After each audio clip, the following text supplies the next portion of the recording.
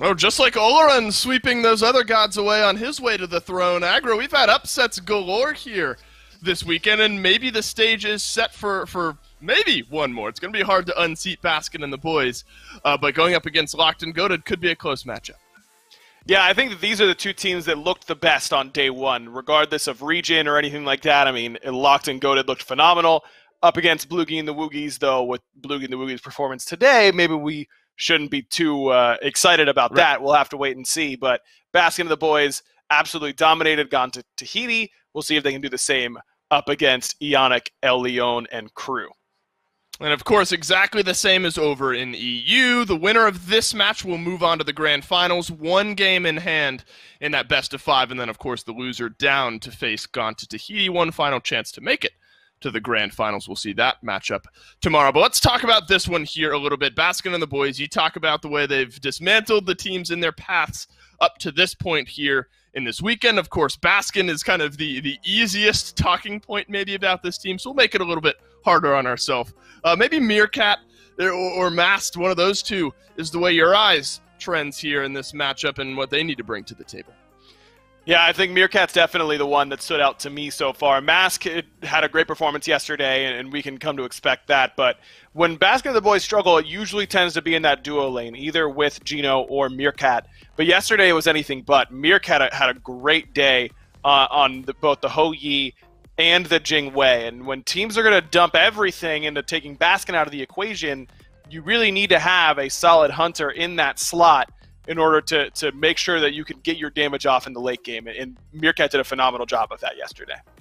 Yeah, the delayed quad there around the end of that first game certainly put him in a good spot to succeed. And it really feels like this Baskin and the boys team have done a good job of sort of finding an identity that seems to work here for them. Playing around Baskin, of course, is kind of a free ticket into that. But maybe if we're going to kind of sink our teeth into it a little bit more, and maybe aside from Meerkat, what do you expect out of Mass today? I know we brought his name up there a little bit. Do you expect big things from here, especially going against Elian, who we'll talk about in a little bit?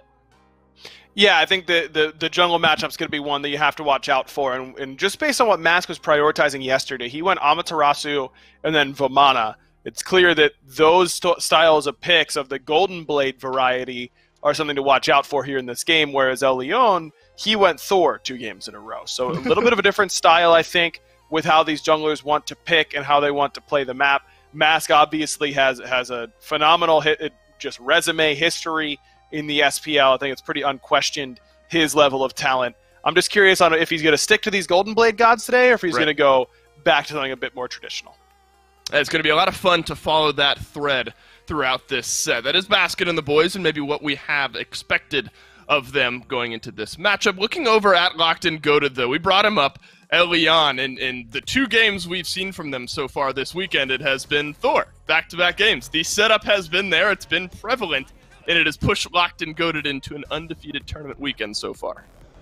And he was really impressive on this pick. Not only just in getting those kills, of course, but setting up for the squad. And that's really what Thor brings is the ability to do both very, very well. And he's going to need to do exactly that again today. I think that the level of communication in the 3v3 between El Leon, Pagan, and Ionic up against the 3v3 on the other side of Baskin, Mask, and Gino is one that I'm really watching out for here today, because that's been a real strong point most of the time for Baskin and the boys, is that they like to play around mid. They want to play around Baskin as much as they can. How well can Pagan and the rest of Locked and Goated handle that? I agree, and I'm glad you bring up Pagan here, because obviously the setup was there and it was prevalent from Elian time and time again in their set yesterday. But as you mentioned, that 3v3, Pagan being maybe the pinnacle of all of that, was there to capitalize. Raijin, one of his notable picks from the day yesterday, was there to grab the damage, grab a few kills, and push Locked and Goated over that edge. So now we kind of zoom out aggro and maybe continuing on that 3v3 thread, kind of at a higher level, is there one that you kind of feel more comfortable about going into this type matchup? I mean, Baskin and the boys are the #1 seed for a reason. I think that they've looked really strong. They really dominated that first playoff in the spring. So I think that the onus is on them for sure. They're the favorites coming into this. But Locked and Goated, I think, like I said, look like one of the two best teams this weekend, either EU or NA. So we'll see if they can get to that top spot here right now. And neither team has shown a crack in the armor just yet. We'll see how picks and bans might change some of the dynamic that we've seen so far between these two teams. Of course, Baskin is the name you have to mention for Baskin and the boys. We've seen interesting strategy against them. But when you're playing against a player like Baskin, it seems very difficult to try to fully ban out someone in the mid lane who can make most of anything work. A lot of hell bans against Baskin yesterday, and that's kind of a pick that you have to respect once someone shows you they have it. I'd anticipate Persephone to be permabanned all day today. Outside of that, I really don't think that there's one or two picks that should determine the whole set, especially in the mid lane. I mean, Raijin for Pagon, like you mentioned. The Scylla for Baskin is a classic, though. Baskin also a very notable Raijin player.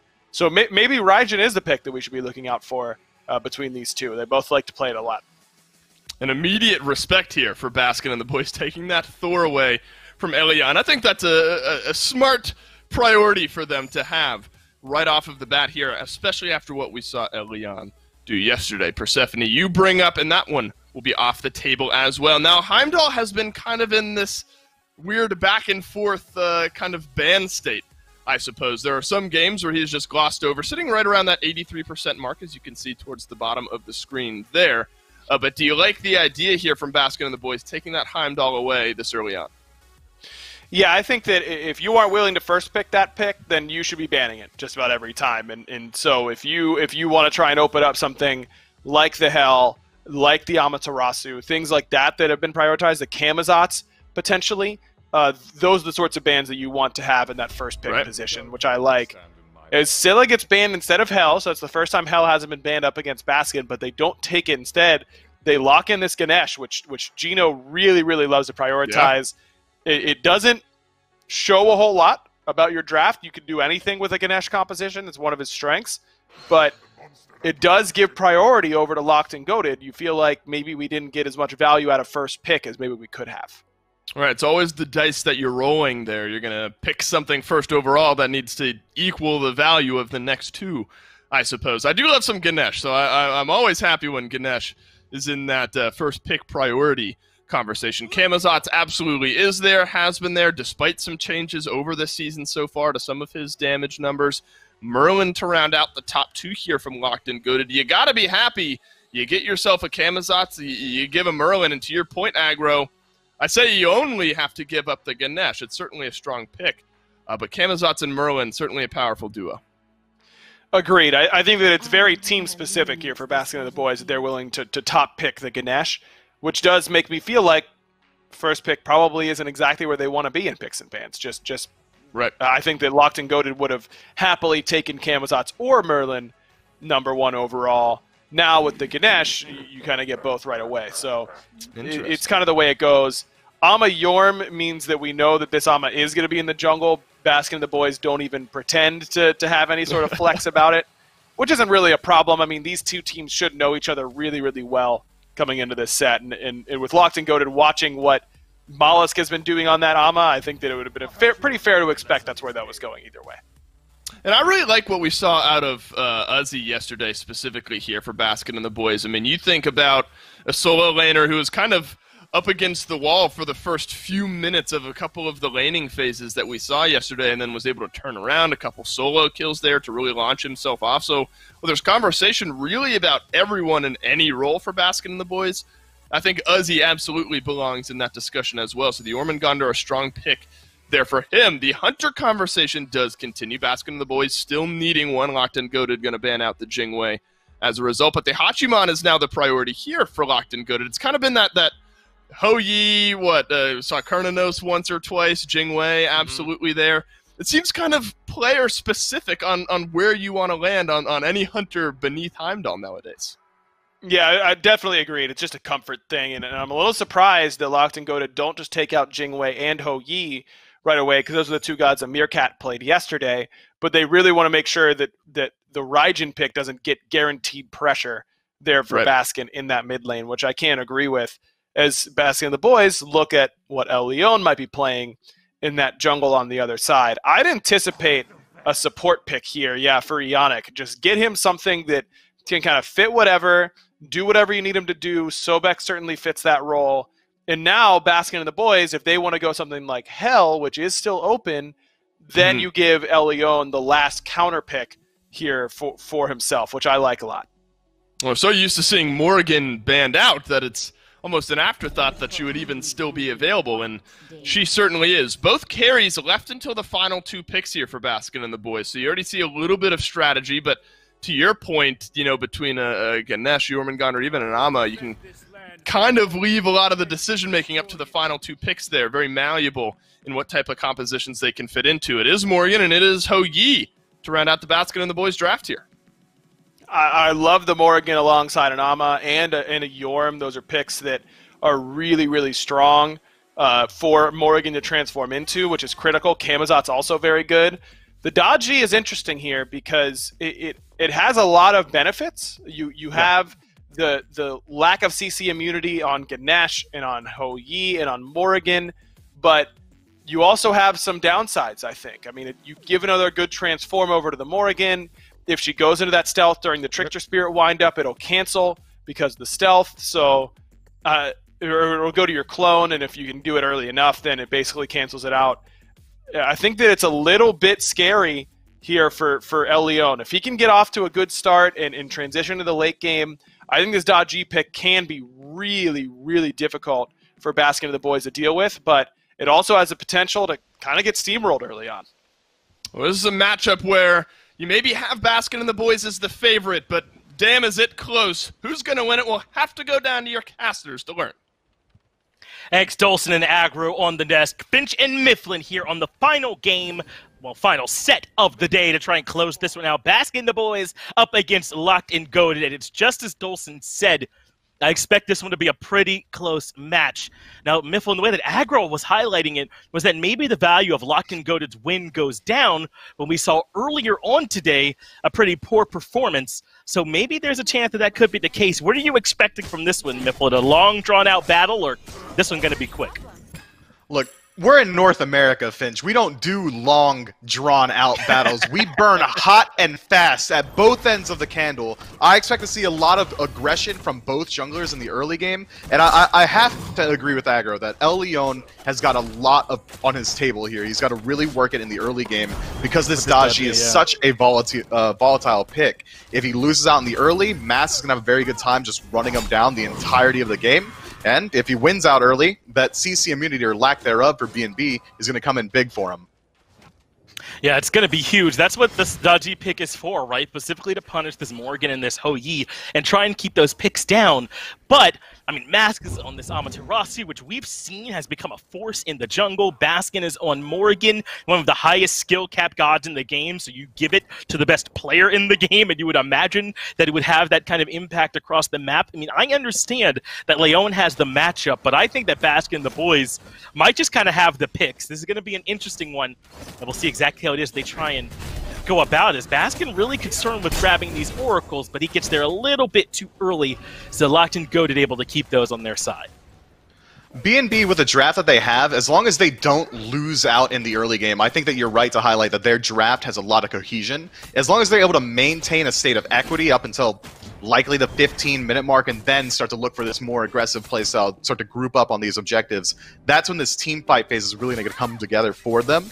But Locked and Goated have a lot of aggression across the map. Every single lane has something that's going to set up for El Leon. If El Leon decides to go over to solo, Relentless One's got the damage on Uzi almost every step of the way. This Camazotz is an absolute bully. If he goes over to duo, you have Pagon, or Ionic rather, just ready to set up with a pluck or any sort of CC. Not Gino playing this Ganesh is going to be an easy target to shut down in the early if we can catch him out without his dash. There's plenty of ways that Locked and Goated can get involved in the early, and they kind of have to, just noting that Baskin's playing the Morgan. This guy's going to one-shot you come late game.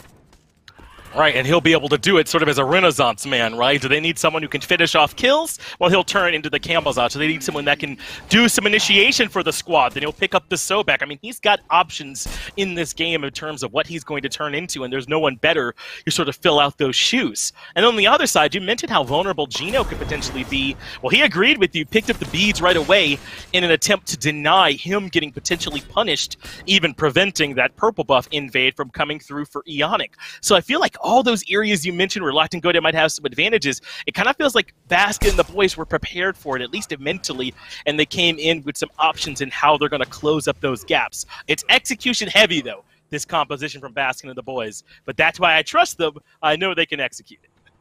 Yeah, Woony Kim's not going to make a mistake. Meerkat playing on a heater like he has been isn't going to make a mistake. Uzi looks like he might make a mistake. Not this time, going to make it out just alive. And that's been his prerogative the entirety of the weekend. He gets forced out in the early, immediately backs, gets an early back, tries to finish off his boots, and then he starts to look for early aggression. He's going to move up onto this Camazotz likely and continue fragging out. My eyes are going to be glued to El Leon. He's the pace setter for me in this game. If he wants to take a fight, that's where the fight's going to happen. B&B, I think they're completely fine just waiting it out, just sitting there, getting the farm online, making sure that they don't get invaded, maybe even continue just farming out this duo lane, make sure Gino doesn't get forced out by the Sobek, lose out on those beads. If those beads go down again, the second Daji hits 5, I imagine we'll see her in the duo lane. But are you worried about the inverse here at all? Because I think that El Leon, since he is setting that pace, kind of had to pick up Blink as his first relic. Daji needs it so often anyway, even when there's not this much pressure on her. But, I mean, even an errant stun from Baskin, if Gino's around on this Ganesh, that stun off the dazzling offensive from Mask can be pretty scary too. Are you worried against this comp not having that extra CC immunity? That's just a risk junglers have to take. That Blink is so vital to getting your initiations going well as Daji's got CC immunity in the ult. She's got an ability that removes her from the playfield. She can dash to her teammate. There are layers of safety to her, but I don't think that safety's on El Leon's mind. He's looking to make sure that he can win out in the early game, which has been his MO since day one. This guy is a very fast jungler. I'm honestly surprised that we haven't seen him look towards a gank just yet, especially considering that we saw Gino's beads went down about a minute ago. Is still relatively even, at least in terms of net worth with that Amaterasu. So Mask and El Leon are remaining relatively close. You can tell what Ionic's game plan has been, though. On this left side of the map, he has been all about the pressure. Up in the face of Meerkat all game long. Up in the face of their purple buff when they're trying to secure that objective. And I don't normally think about Sobek as necessarily a pressure pick over there, but he does always threaten all this displacement, this extra burst even from a Guardian. I think that he's right to sort of get up in their face and play aggressive. And he knows if he ever does get beads off any of these plucks, he's going to have the backing of his entire team behind him. Any beads that gets pulled is a free kill for El Leon. At least it should be, considering no CC immunity in the ultimates. So I like what Ionic's doing. He's trying to keep the pressure up, trying to make sure that there are places that Leon can go to get aggressive. This is going to be trouble for Mask, unless he could just wiggle his way out of there. Beads are used so he doesn't end up getting knocked up, finds the dash, and that is not the easiest thing in the world when you're playing as Amaterasu. It feels like anything in the world will block that if it's accidentally a little bit in front of you or you end up clipping something, but good work from Mask to make it out of what could have easily been a scary situation. But he does lose out on the beads. Not as big of a deal. Dazzling Offensive should help out with the Pal-Lao if El Leon decides to move in towards him. So I imagine Mass is going to be fine just walking around the jungle. But now if he decides to look for a gank, he's almost always going to have to commit that ultimate, which without beads means that he's going to be very vulnerable. Gino looking for the gank onto Stewart. Stewart has the beads and the ultimate, so he should be relatively safe, and that was the call. Because he was put into the CC chain right away, though, did not get to use that mounted archery to get out of there. Had to be the beads, so he could be potentially a bit more vulnerable if Mask wants to come collect. But the beads, the slow pacing that we've seen from him, has Mask even sniffed at a lane, it's been all farming. I don't know if he's exactly planning to gank on this Ama. No, he isn't. Take a peek at that duo lane. Oh, there it is. Leon getting caught out. He's already low. The Dharmic Killers are there from Gino, so he responds with the Palo, but it's Mask, as if to prove me wrong, that finds the first blood. Ionic drops right away, but Stewart is right there to respond, getting the kill into his lane opponent and taking down Meerkat. But now he's locked down. Gino is here, and we already know that Stewart doesn't have the beads. The silence is too strong. Even with the autos, there's nowhere to run. B and the B turned it into a 2-for-1. But maybe it turns into a 2-for-2 if Leon can stick around a little bit longer. Baskin at low health. If he does decide to go into stealth, if Leon can find just one auto attack on him, that's immediately, that dot damage is going to remove it. Baskin has to play safe. A lot of action here at the beginning of this North American game. It was a bit slow for the first 7 minutes, but as soon as it started, 4 people eventually ended up getting going to the great beyond. That's what we saw happen here. 4 total ended up coming out, but look where the kills ended up. 1 for Mask, 1 for Baskin, and no deaths for them. When on the other side, it's 1 for Stewart and 1 for El Leon. That kill onto Stewart, since it's not in that mid 3v3, it might not be nearly as impactful as what B&B were able to come away with. And Gino's been sitting in that long lane so much, he's already absorbed so much farm. He does have a slight level lead over Yannick, but Stewart, despite dying, is maintaining a lead over Meerkat. Once this becomes a 3v3 in mid, if Stewart's left alone with Meerkat, he should be a little bit better off in that matchup. That is something worth mentioning. So even though the 3v3 might slightly favor B&B, if Stewart can find some pressure against Meerkat, that could be trouble. And I think it's worth talking a bit more about Meerkat in general, as Stewart's going to need to keep his head on a swivel. Big rotation coming in, but he certainly recognizes it, falls back a little bit, and should be safe. But Meerkat so often is not the focus of enemy teams. Have to worry so much about Baskin that Meerkat gets a lot of time to himself. When he's able to thrive in all that space and time, that's when Baskin and the boys look unbeatable to me. So when Meerkat's able to step up, this team is hard to stop. Baskin's either going to be that lightning rod player who absorbs the aggression and thrives nonetheless, or Meerkat's going to go over there and just win out on his own. Leave Baskin alone, he'll win out as well. This double-pronged attack from B&B is so hard to deal with for any team. Just having that reliable backup, even when your best carry is failing, is so nice. That's all Baskin, man. Ends up forcing Leon to go the wrong way. Then the Dharmic Pillars from Not Gino does the rest of the work. Baskin gets his second kill of the game. Mask is a bit low, but they got the numbers advantage and right, so they push Relentless One out and defend their blue buff successfully. But aggression from Lockton Goaded from El Leon in the jungle ends up getting punished by B&B. This early aggression and this early start for Baskin is so critical for them. This Morgan isn't generally a god who's going to thrive that much in the early game, but this early do more pickup gives him that additional power. That movement speed allows him to rotate through the jungle. It's going so well. Morgans love that extra movement speed as the Dazzling Offensive comes out from Mask, all in the service of defending the red buff from the invade from Locked and Goaded. And that's something that I've noticed. Locked and Goaded are behind, down a little bit over 1,000 gold, obviously down in a kill. But it feels to me that they've been the aggressors. They've been looking for action everywhere on the map. It's just that Baskin and the boys have had the answers. Locked and Goaded are keeping this pace because they know that they have to be worried about the late game. Come late game, you're going to have a Morgan running you down. Daji has a terrible matchup in the late. Sure, she can get rid of the stealth, but if Morgan finds you first, you're going to die instantly. Just the 1 into the 2 combo is going to be enough. And failing that, turn into the Daji yourself, chase down anything that she's got going for him. So I expect Locked and Goaded to keep up this pace despite falling behind. They just need to find one clean kill, move into the Gold Fury, look for that, and continue steamrolling. Whereas B&B, I think their comp is going to scale so much better into the late game that, sure, it's great that they're winning in the early, but it's not really necessary for them to find the dub. And look at this small lead that's developing in solo as well with Relentless One. He is about a level and a half or so ahead of Uzi right now in the Jormungandr.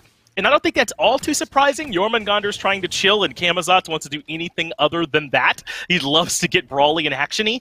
But that lead could still be scary once the solo laners start to get involved and start rotating over to these fights.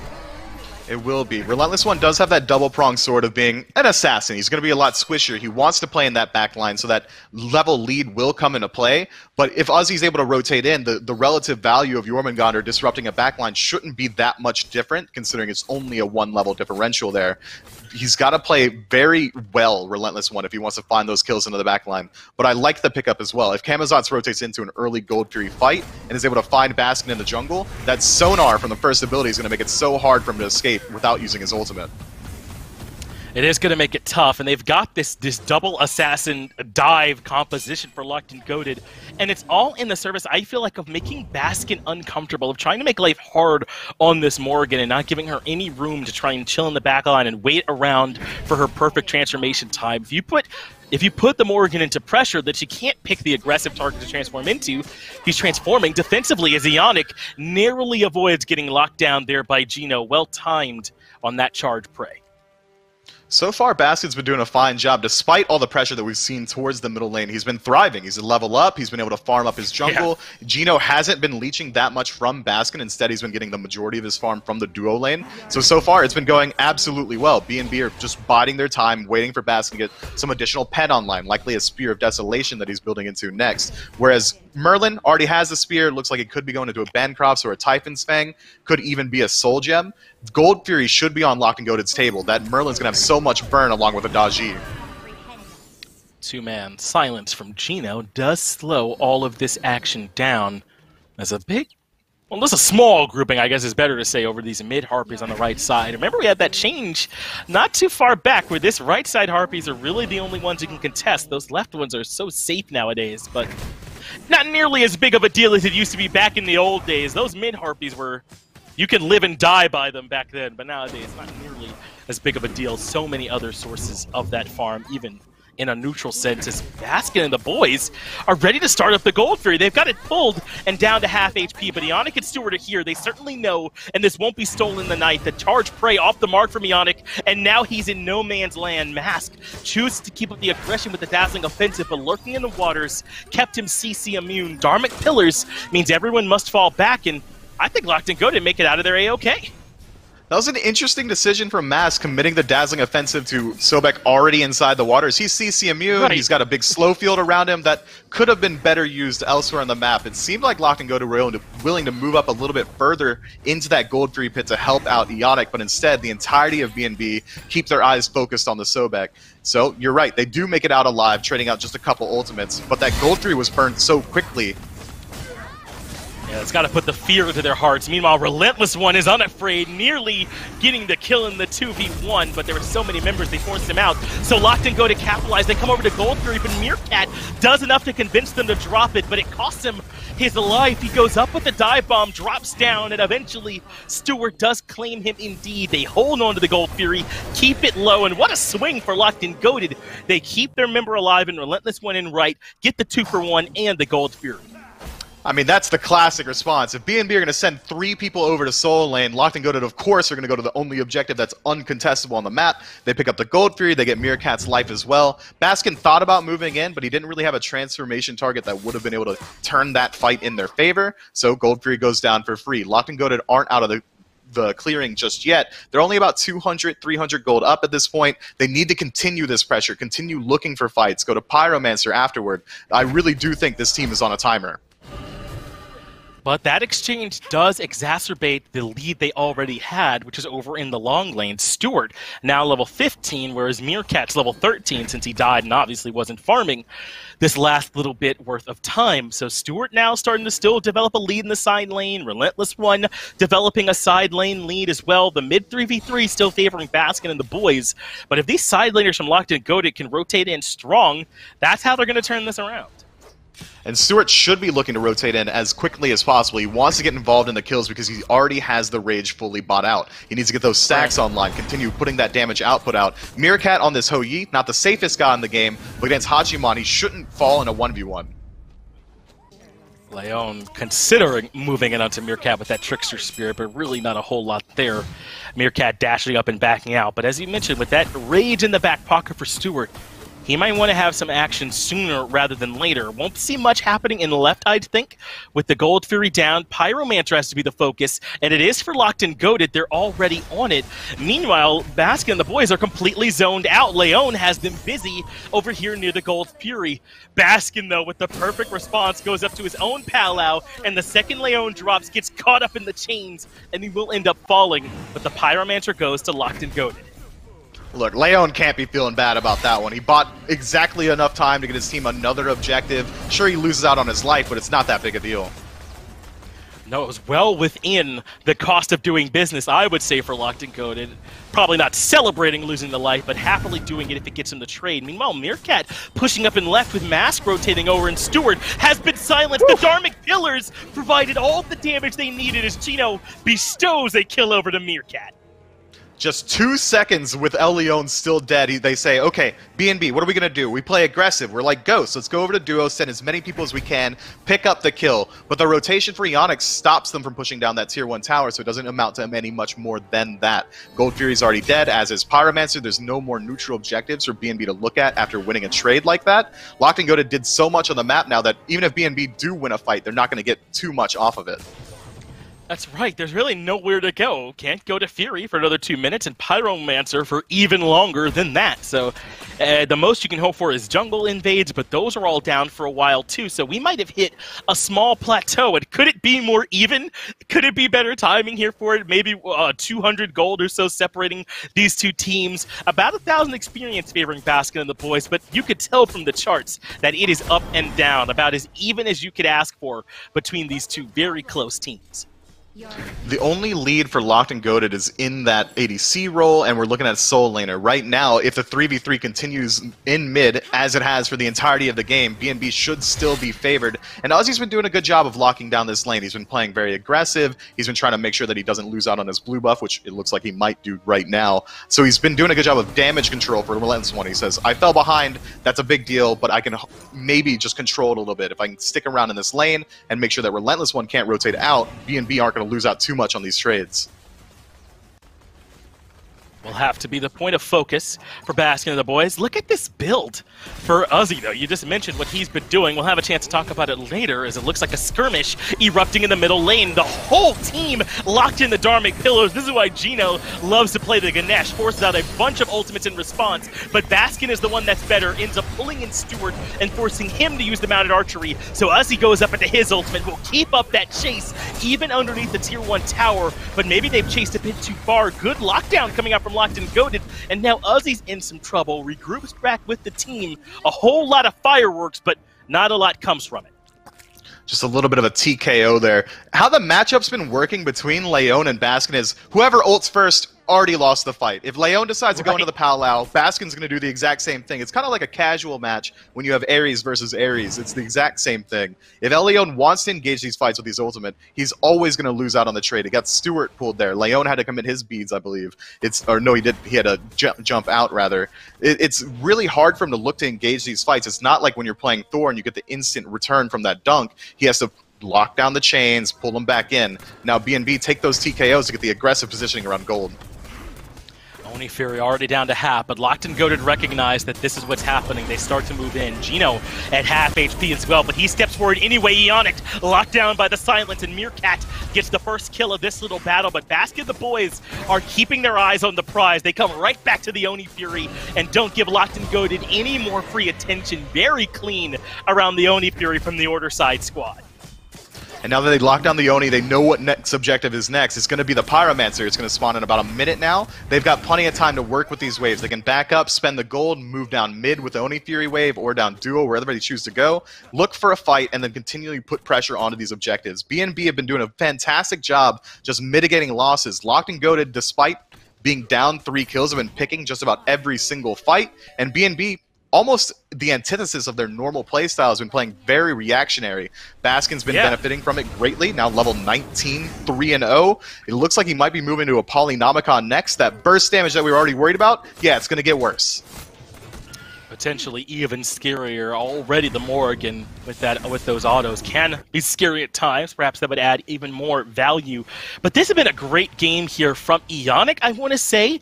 Even though he's 0-2-1 and has struggled, I think that's part of why we don't see Sobek played support much anymore, because it is such high risk, high reward. If those charge praise are off the mark by even a bit, then suddenly you've just initiated for the opponent. Suddenly you're a free Sobek for them to gobble up. So even though for the most part he's been on point, it doesn't take a lot for him to end up in a spot where he gets very, very punished. But he's been doing a fantastic job, as you said. He's been burning out the majority of the beads that have been coming out from BNB. He's trying to set up for El Leon, but nothing's really come of it just yet. BNB, when their beads are down, they aren't looking for any aggressive plays. The only one who's been really caught out is Gino, and catching out the support, not really value. Ionic, another charge prey doesn't connect, but they don't need it. The tier 1 tower in mid falls, and Locked and Goated grab a little bit of pressure back on the map. But one tier 1 tower 21 minutes in is not really enough reason to start celebrating just yet. Locked and Goated, we mentioned it earlier, it feels like their window might be starting to close a bit and bit more as more time goes by. Pyromancer, though, might open that window back up a bit more. A little bit of extra global gold and experience for the squad is never going to hurt. That mid tower is a little bit important because we're starting to get to that critical point of the game where the dance around Fire Giant's going to start up. Once they do that, if anyone gets forced out on the side of BNB, they're going to have nowhere to fall back to. But instead, it seems like they're going to take the aggressive positioning here. Ionic just popped the Frenzy all alone in mid lane as well. They don't have that huge relic right around the Fire Giant, and Baskin the boys are gonna start it up. Ionic comes in with the Lurking in the Waters, nice. And Locked and Goated steal it away. Wasn't it Ionic himself? It was the Heavenly Banner from Stewart. How did he manage to get that in there and strip it away? Either way, Fire Giant stripped by the Chaos team. That is a crushing blow to BNB's aggression now. Now Locked and Goated can wait just about 30 seconds, farm it up, get up their jungle buffs, then once Ionic respawns, I imagine we'll see them 5-man group on the left side, try and work through some tier 1 towers, tier 2 towers, whatever they can do. But with a gold deficit and XP deficit as it is, they can't feel too confident just committing to a full-on 5-on-5 engagement. They're only looking at about a 2,000 gold lead and Fire Giant on 4 members. El Leon hasn't gotten much value out of this Pal yet. Now's the time to step up.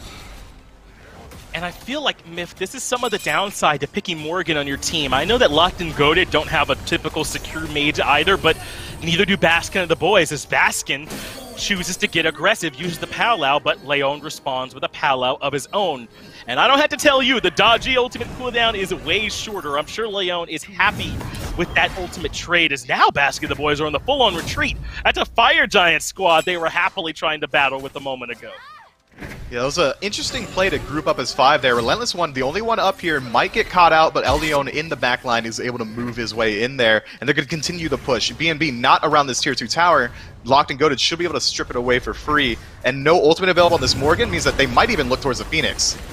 Yeah, I'm surprised Baskin and the boys are looking to defend here, but so far it's working well. Baskin controlling Relentless One to the backside, and Uzi keeping Locked and Goated at bay for a moment. But how long can this defense hold out? The Suns come through from Meerkat to keep the minions out from the tower and force Locked and Goated out as Relentless One wants to collapse. But Baskin and the boys just step forward. Dharmic Pillars locks in Ionic. They have the grab on him as well, and Uzi over the top finds the kill. Meanwhile, Relentless One still hasn't collected enough damage. In fact, he's the one that's down in kill threshold. Meerkat gets aggressive, dashes in with the dive bomb, but Pagon gets the kill into Uzi to make it 1-for-1.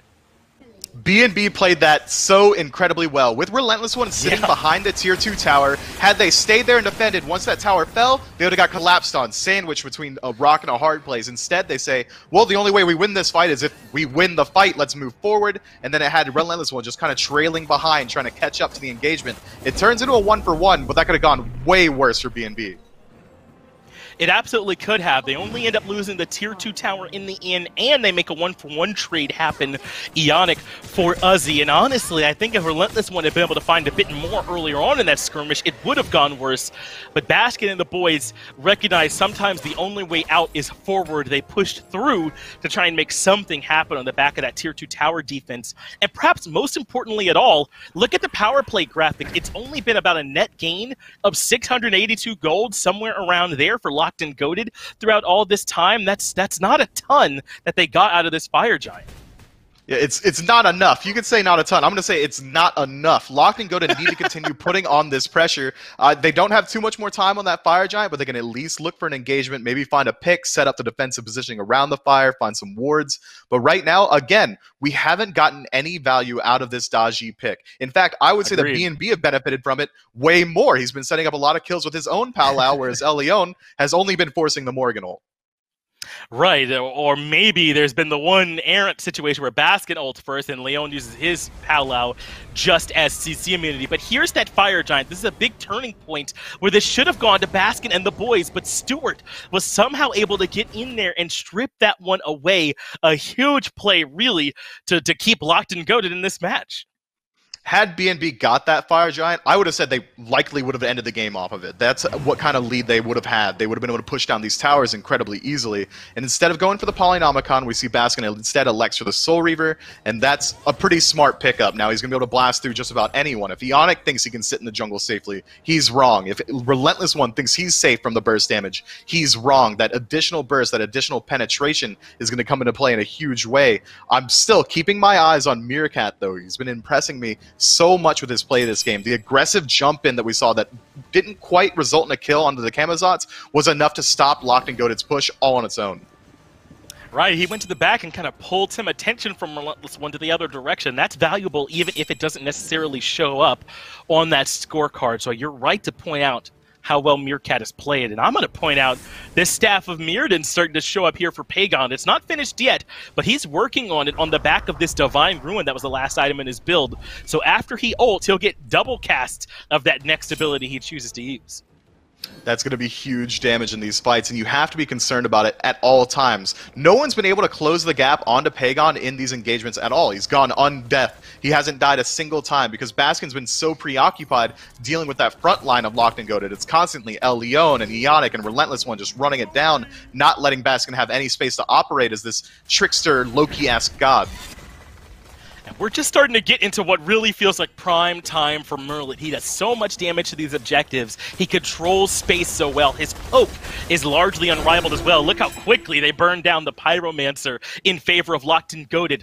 This is the time when things really are going to be spiking up for Pagon. So that he's played as well as you mentioned up until now is pretty impressive because really for Baskin and the boys, the Merlin at the very least is only going to get worse. But Ionic has been locked down to the right side. He loses a ton of health and the ultimate, so Baskin and the boys know they've got the advantage for now. And they didn't have to commit any ultimates, no relics committed either. That TKO on Ionic is going to create so much space. BNB might go ahead and look to pull the Fire Giant and force a 5 versus 4. It's worth to remind, though, that they did just get the Pyromancer for Locked and Goated, so Ionic will get back quicker than normal. But look at the Fire Giant burn. It's already down to half. Only Mask is in range, though. A full reset as Baskin blows up Stewart. Relentless One uses the Bat out of Hell to get out of there, but Uzi wants the chase, comes crashing in from the top, also creating some space for his own team to retreat as Leon tries to go to the back line. Meerkat is his target, but Aegis buys him time, immunes the damage, and Leon has no way out. Mask cuts him down. It's a 2-for-0 in favor of BNB. Look, man, I've said it in fewer words, but Baskin is the better Daji this game. He immediately moves in, shuts down Stewart on his own, walks out in a stealth, feels good about himself. We saw El Leon go up into his powwow, pulls nobody, engages on a Meerkat, and immediately loses his life. Now 40 seconds left on the jungler's respawn, 20 seconds left on the hunter's respawn. BNB can go back to base, walk over to Fire Giant, and again, continue forcing fights where they're favored to win. My eyes are continuously going to be on Relentless One. He needs to get onto Baskin. Can't let that happen to Stewart again. Ionic can't be forced out before the engagement, especially at a critical time around Fire Giant. Camazotz being here is a big deal. He's going to have to go back to base.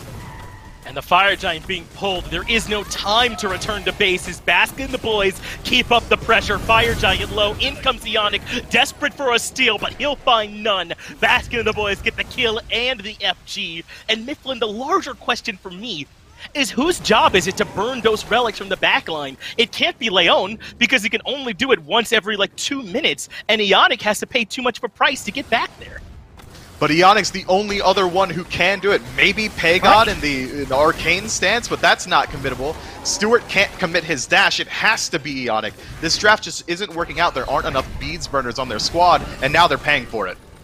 Baskin and the boys continuing their all-pressure campaign. Phoenix is still healthy, but Masked is a madman way in the back line, claiming the life of Stewart, who hasn't gotten to play Smite. It cost Pagon his life as well, but the Frenzy still in the back pocket for Baskin and the boys. They want the right side Phoenix, and Uzi is happy to take it. The Merlin does keep everybody zoned, but Jormungandr can go up into the sky with the World Serpent ultimate. But Baskin and the boys completely retreating. It's disengage time for the Order team.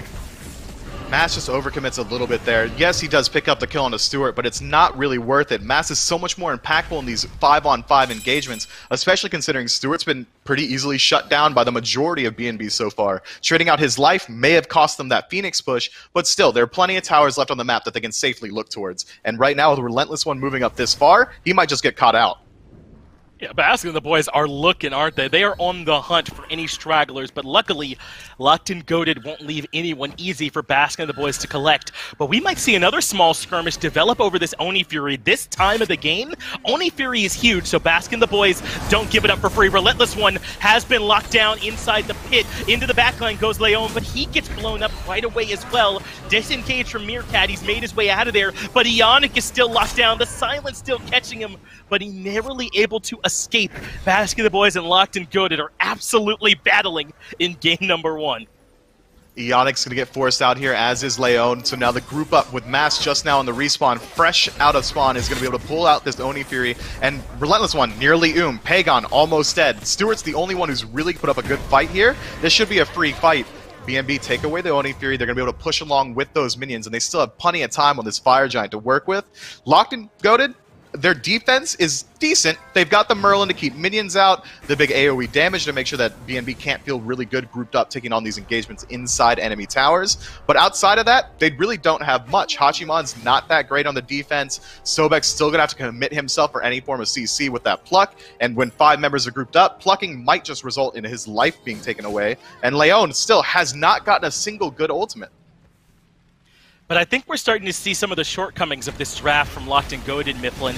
Who's the response to this crit build that Meerkat's going right now? Because I don't see one on the side of Locked and Goated. No one can itemize into it or take all the damage, especially not Relentless One, as he's already been brought down low, using the ultimate for the retreat. But Dominic Pillars locks in Stewart. He remains calm as Leon goes up to his pal but the better one is on the side of Baskin and the boys. Mass gets the kill on the Stewart. Ionic is starting to fall low as well as Uzi keeps up his pressure, and the tier 2 tower will crumble shortly afterwards. Baskin and the boys are unrelenting with the pressure they're exerting.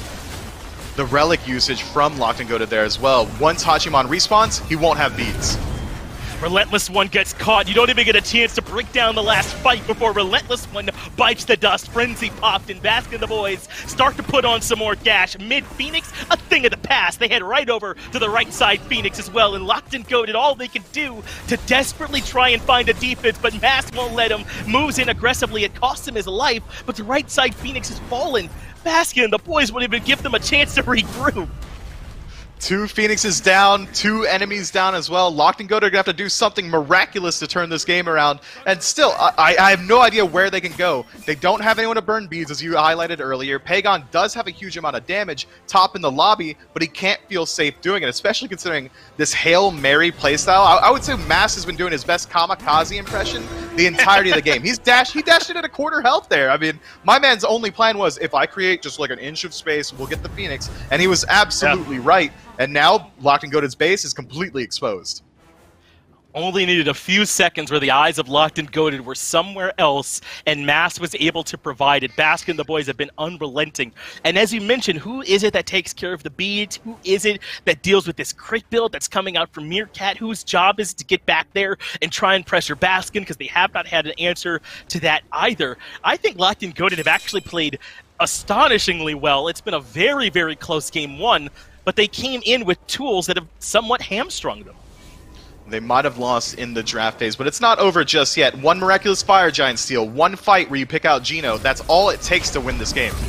And not a bad call. Gino falls very early on, gets the Dharmic Pillars off, but that's huge, as they were able to remove all that frontline presence from the fight this freely. But Baskin and the boys are not done. Look how low Relentless One is, and he gets popped by Baskin in the backline. They are not done yet. Uzi gets to the backline, locks down Ionic, and not allowing for him to escape, but Mask ends up falling. Uzi is low on HP as well, but Baskin has everybody chained. They all get pulled back in, and Meerkat is here waiting, puts out the damage, but Leon is too strong. Baskin gets 1, Meerkat gets the 2nd, a bloodbath on the battleground, as there's been 3 members dropped on each side, and even still, Meerkat not considering retreating. It costs him his life as Pagon is still here, and does Uzi have enough damage to find a return? It doesn't seem likely.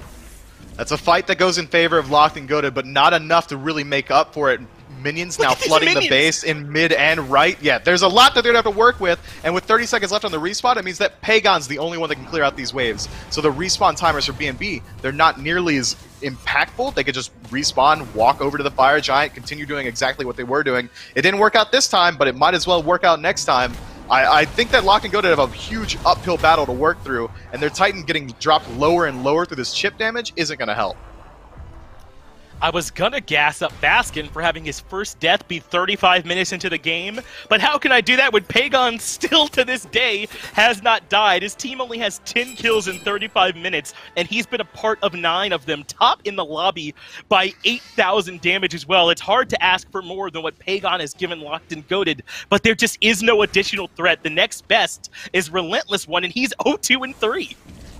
Yeah, that's the difference as well. We saw that Uzi went up into 4 members of the enemy team with his World Serpent, landed down, was able to just disengage and then return to the fight. Relentless One tried to do the same thing, but because of his slightly squishier build and being an assassin, he immediately loses out to the trade with Meerkat and just gets absolutely melted. And that's all he can do. He has to continue looking for these backline fights. He has to match the pressure that Uzi's bringing. So he's doing a good job of it. He just doesn't have the tools necessary to do it well. It's just too many threats for Baskin the boys, but Locked and Goated showed in that last fight that they can get it done. Mask dashing in. Relentless One knows he has to remove Baskin from the fight here and now, but Meerkat comes in to provide some support, and Relentless One has to disengage. Meanwhile, Uzi keeping the whole team distracted in the back of the fight. That has allowed for Baskin the boys to regroup and try and find a new way to engage. Uzi locked into the blue bucket, narrowly survives, even the ultimate coming out from Stewart, and now maybe Baskin the boys can find a way to recollapse way up near the top. Baskin is in trouble. How is he still alive throughout all of this transformation and gets up to the sky? How does he live? Mass gets the double, takes care of Pagon and one more, and somehow B&B have turned this game around.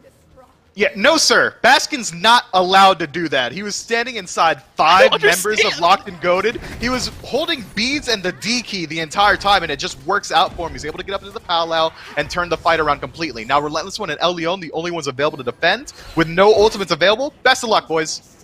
Yeah, good luck. Relentless One and Leon with it all to do here in the late game. Right side Phoenix is down. Frenzy has been popped, and Baskin and the boys are ready to move into the Titan room. Dharmic Killer surrounds him as the Titan comes down to half, but they move outside of the Titan room. Leon gets another kill in the basket, but the Titan's too low. They re-engage, and Baskin and the boys able to find game number 1.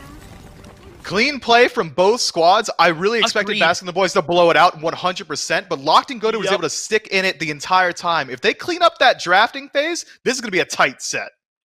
It absolutely is. I think this is way closer than it had any right to be when you consider how ineffective the dodgy was from El Leon and that Pagon was essentially alone in terms of damage, but they were absolutely close to them, and that was with Baskin and the boys playing really lights out.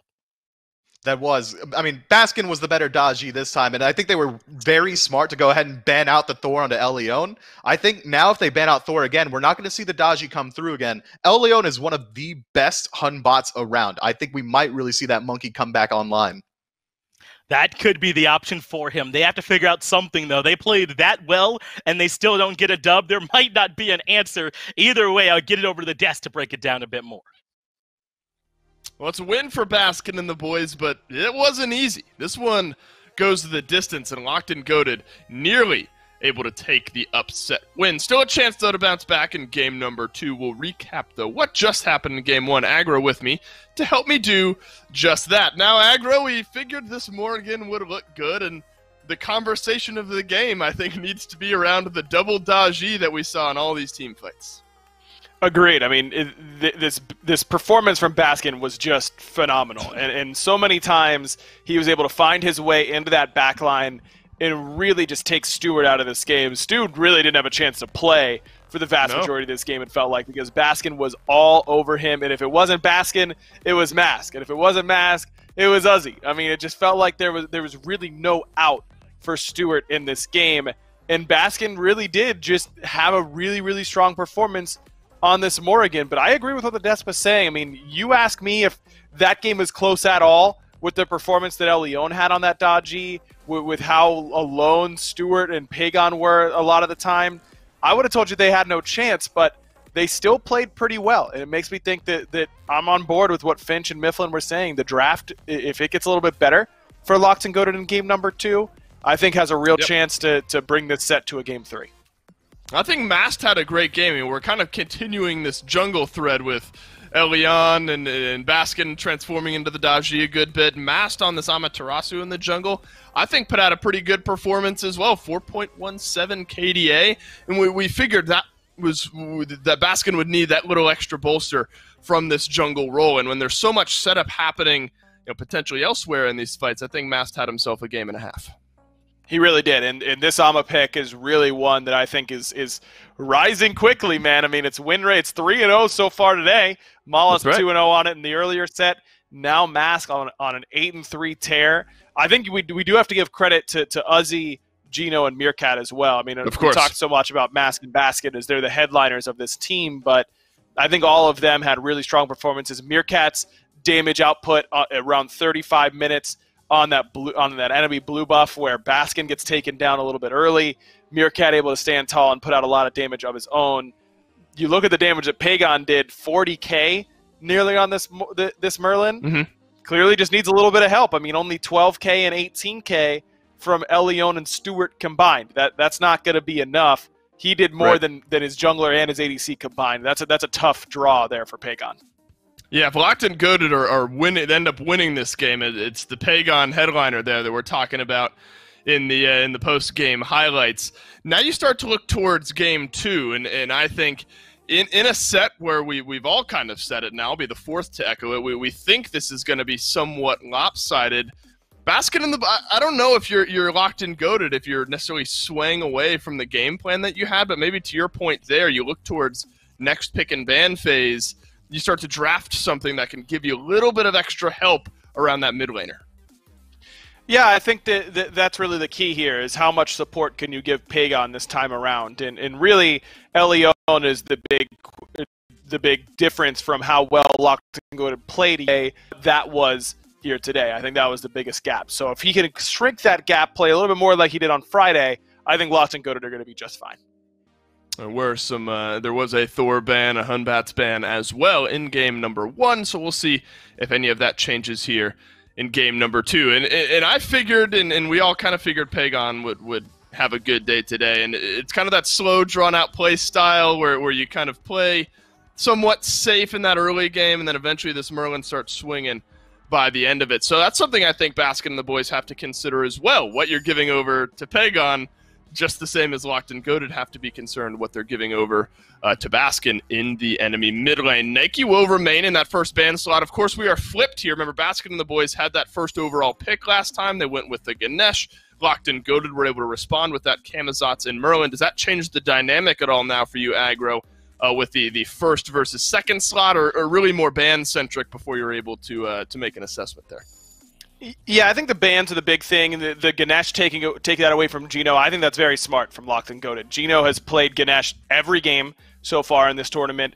They're clearly willing to prioritize it early. Just ban it. Take it away. And it's much easier to do that in first pick than it is in second pick. So I love that ban from Locked and Goated. I think that's really heads up. And now you look at Baskin and the boys, what do they prioritize? Probably Morgan a little bit earlier this time around if they want to run that pack. Maybe you get Meerkat his ADC before the second ban phase, but now I think that you're in a kind of awkward position. I wonder if it's going to be an Ama top pick here for Locked and Goated, because if not, I think it's fair to assume that that's what Mask is going to go to in top 2. And I think what's so difficult, especially for Locked and Goated right now, and it's what we just broke down post-game number 1, it's that, while Mast and Baskin are the ones headlining that game, everyone does their role on their specific god there for Baskin and the boys. So it's difficult if you're Locked and Goated. That's a team conversation. What do we need to take away from that equation that really makes that tower crumble? Well, the Scylla seems to be the answer here, or one of the answers taken away yet again by Locked and Goated. But the Yemoja first pick overall, so back-to-back support first picks here in back-to-back games. Yemoja, great at controlling not only the lanes, but the fights as the game goes on. 100% win rate so far in North America, at least, so it's not nothing for that selection, and Yannick definitely going to be pretty comfortable on that pick. I think Locked and Goated have already done a really good job in these picks and bans to start us off. Of course, the Amaterasu there for Mask, as we expected early on. I think if you want Morgan, you probably have to take it here, but taking Merlin away from Pagon's good, but I don't know how much it really does. I mean, 71% pick rate, Yeah. 20% win rate. It's only been a couple games so far. We're only in Saturday, but that is noteworthy. And Pagon's Raijin is just as good, if not better, as his Merlin. I'd very much expect a Raijin pick here in the top 3, and then you kind of feel like you didn't really take that much away from Pagon at the end of the day. Yeah, I think it should be a mid laner here without giving Baskin and the boys a second chance at banning out some of those priority picks. Of course, we've had that conversation around hunters and sort of where they stand, more player specific. So we'll see if Baskin and the boys maybe want to lean into that a little bit in the ban phase. It is Raijin locked in here for Locked In Goated, so they've gotten themselves some comfort and some great power with their first 3 here. Baskin and the boys much the same as well. Same mentality as Locked In Goated from game number 1. Grab their jungler, mid laner, now the solo laner as well. So similar drafts maybe across the board, but solo on one side, support on the other. Yeah, I think that what Baskin and the boys have done here is pretty expected. They want to get a priority pick for Mask. They go back to a comfort pick for Uzi. I think all of this is good. Now, what bans are you going to have to keep El Leon off of those comfort selections is the big thing for me. Daji, maybe you feel like you got a warm-up game in, but I don't think I would have been too scared of him locking that in. Once again, I think Hun Bats is the big one. I liked their Robin ban last time. A little surprised to see the Daji. Yeah, if Hun Bats doesn't get banned away, that's one I think Mifflin and Finch talked about they would love to see Leon move towards, but we won't be able to see it this time around. Hun Bats banned out, follows the Daji, back-to-back jungle bans there for Baskin and the boys. A little hunter-centric mentality for Locked and Goated, but the Terra will round out their final 2. Interesting priority there with so many different Guardians still on the board here, Aggro taking that Terra away. Yeah, especially up against the Yemoja. It's a little bit surprising. And the Ho Yi is still left open, which I was going to say I really would have expected to see the Jingwei and the Ho Yi ban. You look at what Meerkat has played throughout the phase and throughout his time in ADC this year, it's been Ho Yi, Jingwei, and Xbalanque. Against Yemoja, you're fine with him taking the Xbalanque because it doesn't get over those Rivers Rebuke walls. To give Meerkat this comfort pick once again, I'm a little bit surprised to see it. Well, it's going to be the Hachiman run back. It was good enough for a Fire Giant steal there in game number 1. The Heavenly Banner was, but 7 deaths across the board. Granted, a lot of that not able to participate in the game, lots of diving and pull back in team fights, as we've discussed. It won't be the Robin ban for Baskin and the boys, and that means it is open for El Leon. So now you get to see the full rounded out 5 here, Aggro. Does Robin make some sense to you to round out that composition? Just gives Locked and Goated some more early game presence, and I think it does make some sense. I mean, between the Raijin, Yemoja, Ravin, even Camazotz, I mean, this is an aggressive composition here from Locked and Goated. The Kumbhakarna, I'm not in love with here for Gino because a lot of what he does, I mean, the Groggy Strike is so slow in terms of CC that overhead kick will always, always, always immune that. You never have to worry about that if you're Ravin. I just don't love the Kumba pick here for Baskin and the boys, and I think that Ganesh ban standing pretty tall in my mind in these picks and bans.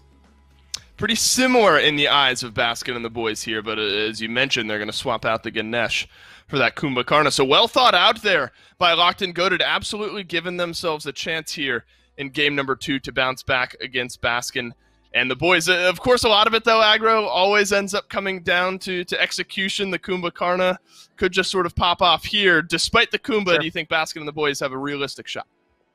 Of course, they always have a shot. I mean, Mask is back on the Amaterasu. Baskin is Baskin. Meerkat and Uzi been playing really well. It's really how well this Kumba pick is going to work for Gino that I'm going to be watching.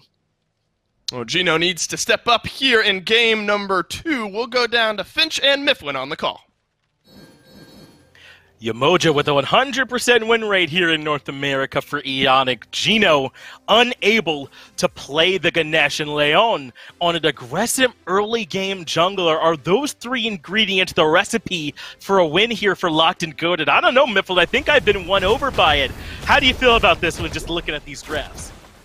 Looking at the drafts, Locked and Goated have a lot of the same issues. Their CC is still incredibly lacking, mainly due to the fact that he decided to go back to the Camazotz again, meaning that he's going to be lacking any CC out of Soul Lane. Jormungandr is going to have much better backline disruption. Pagon's really only true form of CC is going to be coming from the ultimate, unless he goes to the Captain Twig school of jumping into every single fight. Stewart can't commit his stun, and Elion's got a root and a slow. These guys are going to have a very hard time burning through beads yet again, but their team comp is much less reliant on it. Whereas BNB, it's not often that I'm allowed to disagree with aggro, but I think if your plan is keep Baskin alive, Kumbhakarna is about as good as you can get. While there's something to the slowness of Kumbhakarna getting out things like that root, the epic uppercut, the mez, those are quick and can be hard to react to in times if you've got to be preemptive in terms of that crowd control. And they can oftentimes buy just enough time for the team to make it work. Now, on the other side, there's still tons of problems you have to worry about here for Locked and Goated. Pagon has showed he can play this Raijin to a really high level. Yamoja has been a relentless force so far here, and we know what Stewart can do on the Hachiman because he literally just got through doing it.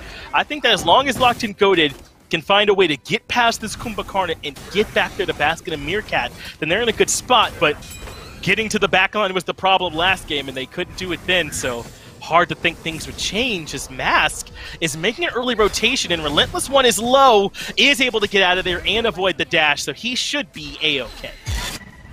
I've got the same concern for Locked and Goated again, in that I think that they're going to get outscaled come late game. So again, Leon has to continue putting on this pressure. He's not going to deal nearly as much damage as this Amaterasu come late, but right now, he's probably the most impactful person on the map. I imagine we might see some duo lane pressure from him. He's got a very good matchup there. If Meerkat ever has to commit his jump, chase it out with your ultimate, find the Prana Onslaught for the slow, and just continue that pressure.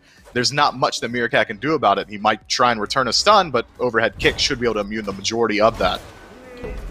Ionic, considering getting aggressive, is able to use that Riptide to reposition, but he wants to try and strip away this purple buff, does send in a little bit of damage to try and help slow this process down. Meerkat gets stunned, but Chaos Team able to successfully defend the purple, even with Ionic there, but still, Ionic kind of has done his job, put a lot of extra damage onto Meerkat and slowed them down and given Stewart some time to farm up a bit on his own. Yeah, Ionic on Yamoja, or Yamoja in general, is one of the most aggressive supports you can have. Just infinite cooldowns, you don't really have to worry about your mana sustain too much. You get to continue moving up, trying to throw out that damage, burn away the potions. In this pre-5 phase, Yamoja is one of the best supports to set up for early game ganks for your jungler, just because she's going to burn through all of your potions. Surprised that they gave up on that aggression there onto Ionic, but with a full minion wave in their face, they had to deal with it. But you're correct, I think, to list the many attributes of Yamoja, man. She feels so difficult to deal with at every stage of the game, and I think that's what's so important nowadays in your support, is that they're good at multiple stages. I mean, Geb is about as good as it gets in terms of late-game support. The Cataclysm, the Shield, I mean, even the Shockwave has some value, but his early game is so weak that we don't see him played. And that's part of why Yamoja gets to be played so often. She's just always good. Yeah, early game, I'm the most aggressive support. Late game, by the way, I'm also a healer, and I've got giant walls that I can throw up around a fight, and also infinite stuns. Yamoja's a very strong pick, but she's easy to shut down. If we see that maybe Mass starts to rotate over, we've already seen that Ionic's been in a couple of sticky situations already. With a dazzling offensive on the backline, yeah, she's going to go down pretty easily, especially considering she's largely immobile. She's got the Riptide to get her out of some situations, but not like this. This could potentially be trouble. That's why Ionic picked up the beads, but even still, it's hard for him to escape. Ionic barely with any life in Baskin. Who else is able to find the shot to guarantee first blood for BNB? But Stewart answers back. Mask ends up dropping. It's a double for Stewart, 2 for 1 in favor of Locked and Goated. I know BNB got first blood, but that's a kill in the jungle and the carry. Locked and Goated don't feel too bad. And if the dual lane pressure is where Locked and Goated are looking, now they've got a level lead on their Hunter. He'll likely back to base and immediately finish up those Devo's gloves, which is going to put him way ahead of Meerkat, who decided to go into Ninja Tabi first. That trade potential is still there if we see him decide to finish off the Devos first. Meerkat can look to get aggressive, but short of that, ganks should be coming through from Locked and Goated. They need to continue putting on pressure where they can. If we see that El Leon decides to commit some time over there, it could open them up to an early Gold Fury. Myth, I'm wondering if we're going to see more of Yamoja's buying beads early as Ionic tries to strip away this red buff, because we went through all of these things that Yamoja does well, and we could finally find one weakness, is that it was easy to kind of catch her out and kill her, but with those beads, Ionic lived long enough to set up a 2-for-1 for his team. I think Yamoja with beads is pretty hard to stop in the early game. It's incredibly high value, and now she's getting even more value with this fantastic wall. Leon, ready, but doesn't hit the root.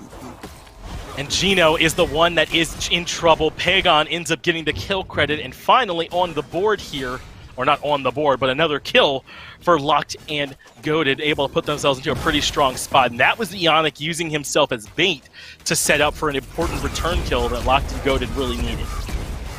And now Leon's got a slight lead in the jungle, and he should be able to leverage it incredibly well. He's going for the Warrior Tabi build. If I know this man, that's likely going to be either a Crusher or a Jotun's Wrath coming out next. Means he's going to scale way more quickly than Mast is with this Golden Blade build. He's going to have to go into Boots next, and then likely another Katana. Leon should be getting the pressure on immediately. He should be looking for fights at all times, which he's been doing a very good job of so far.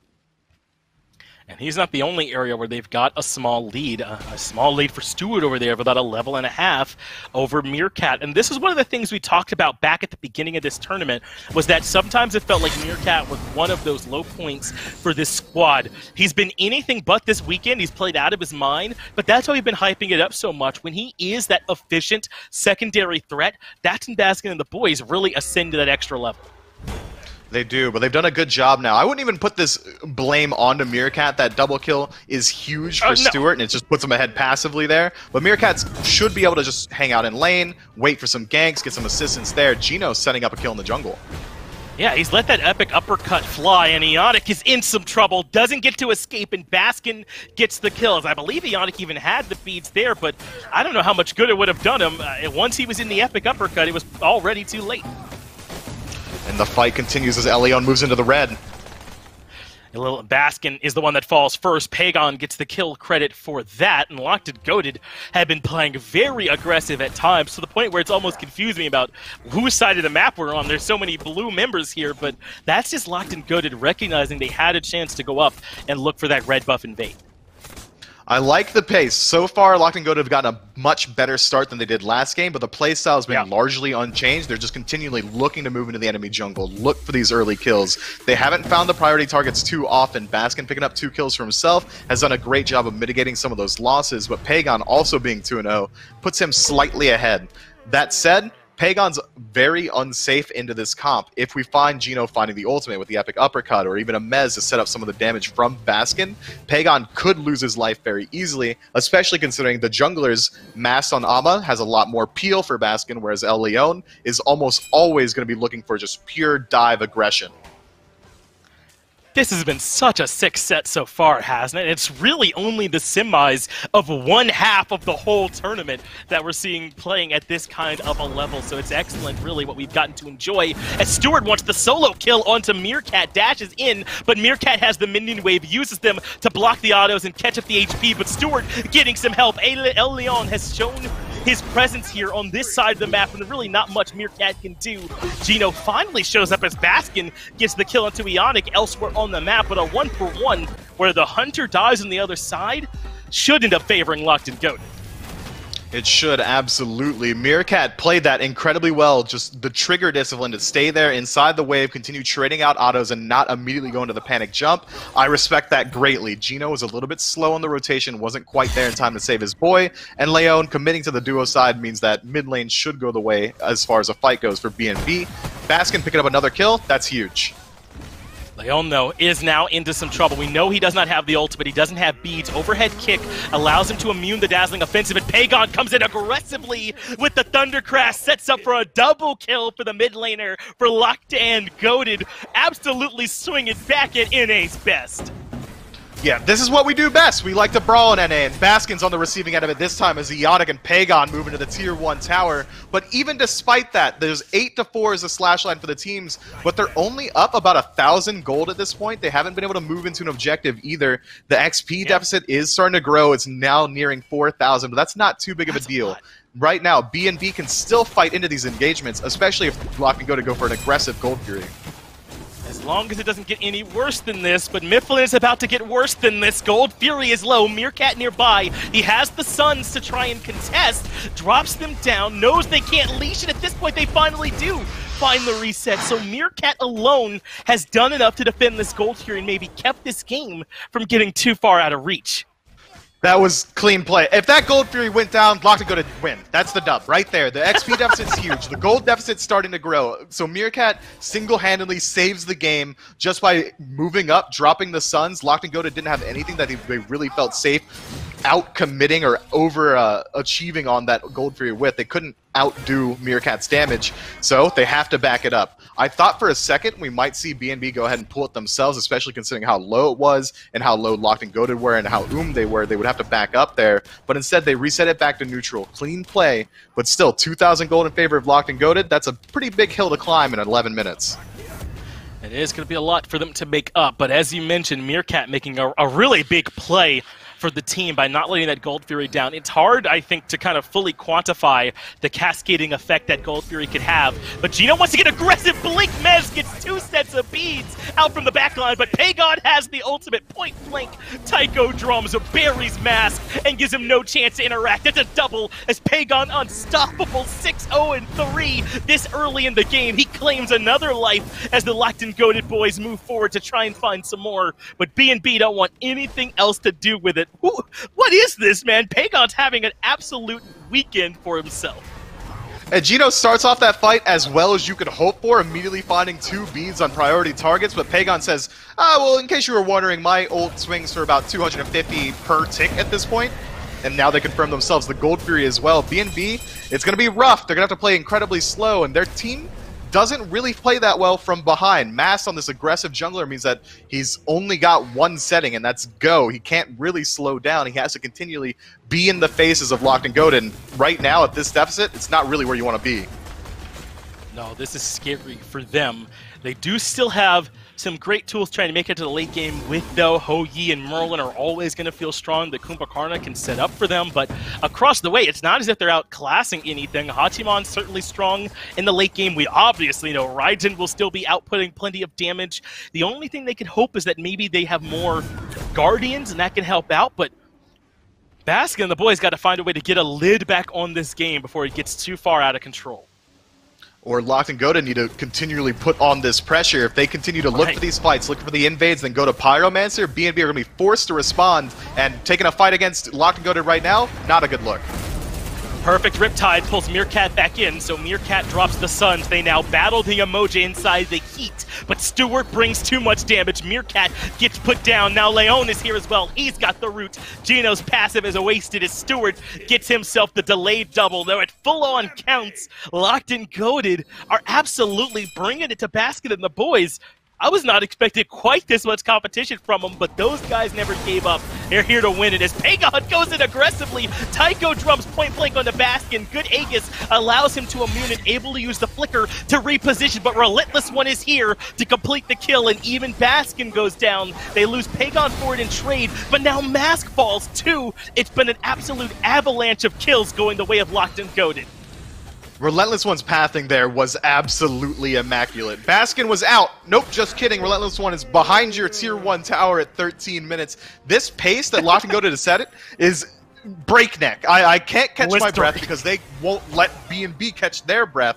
Right now, Baskin finds his, what is that, 3rd death of the game? That's rough. And Locked and Goated are playing incredibly well. Take a peek at El Leon's slash line. That's 1-1-11. He's been a part of 12 of the kills, and he's let every single one just about fall to one of his teammates. He's putting his entire team ahead, despite playing a very selfish jungle god pick. Right now, objectives are available on the map. Pyromancer could go down, but Locked and Goated don't seem like they're interested in that. They're looking to pad the stats and continue finding kills. And not only has Leon been pretty selfless in terms of how these kills have been divvied out, but he's still a good amount ahead of Mast, only just ticked up to level 13. So yeah, about a level and a half to 2 levels. You can see it now that Leon hit 15, so it has not really hurt his individual farm. They've got a lead in every role, a 3-level lead in the Hunter role for Stewart over Meerkat, a 2-level lead in the jungle, and then 1 level just about everywhere else. This has been excellent from Locked and Goated, and this is what we talked about in Game 1. That was how close the game was. If Leon could be on a more impactful jungler, we knew the game could look like this. And he's made his impact known across the map. I mean, I can't underplay how much pressure he's been putting out individually, and Pagon's been just optimizing on the lead, the small lead that he was acquired in the early game, so incredibly well. Now the objectives are falling, no one from BNB can respond. Locked and Go to pick up another one for free. Things are looking rough. Now we're looking at a 5,000 gold deficit, probably, I don't know, an umpteenth thousand XP deficit. I don't know how Baskin and the boys are going to be able to respond to this damage because so much has been happening on the map. And now Gold Fury is close to respawning. They're going to have to force a fight there as well. And you mentioned the pace, Miffle, and that's the thing that's impressing me here the most. Both of these teams, as soon as they realize they've got an advantage, they hit the gas, and there's no hesitation. They're moving around the map quickly from objective. And I don't just mean Gold Fury, but they're going to a red buff looking for an invade. They're pressuring a tower. They're looking for picks. They're taking your beads. This has been very well played from both of these teams so far. Unbridled aggression is how I'd classify Locked and Goated right now. Last game, we saw the first 10 minutes, I'd equate it to European Smite. They played, 2 deaths in the first 10 minutes of last game. We're 15 minutes in looking at 19 kills that have already happened, 14 of which are on Locked and Goated. They're almost on pace for a kill every single minute, and they're looking oh so good for it. That said, Locked and Goated still are on that timer. If they allow BNB to drag this game out any longer to the 30, 40-minute mark, if they're able to close out the match by then, I think they just get outscaled. It could be a potentially scary situation for them, and that's why they're continuing to play aggressive here, Mifflin, stealing away every bit of farm they can. Stewart looking to strip away the purple buff, and look at the level 13 Meerkat. How can he come out and fight this level 17 Hachiman? The jungle belongs to Stewart. They strip away the red buff as well. This is clinical by-the-book aggression. If you looked it up in the Smite dictionary, it'd be a picture of this early game, because they're doing it all perfectly.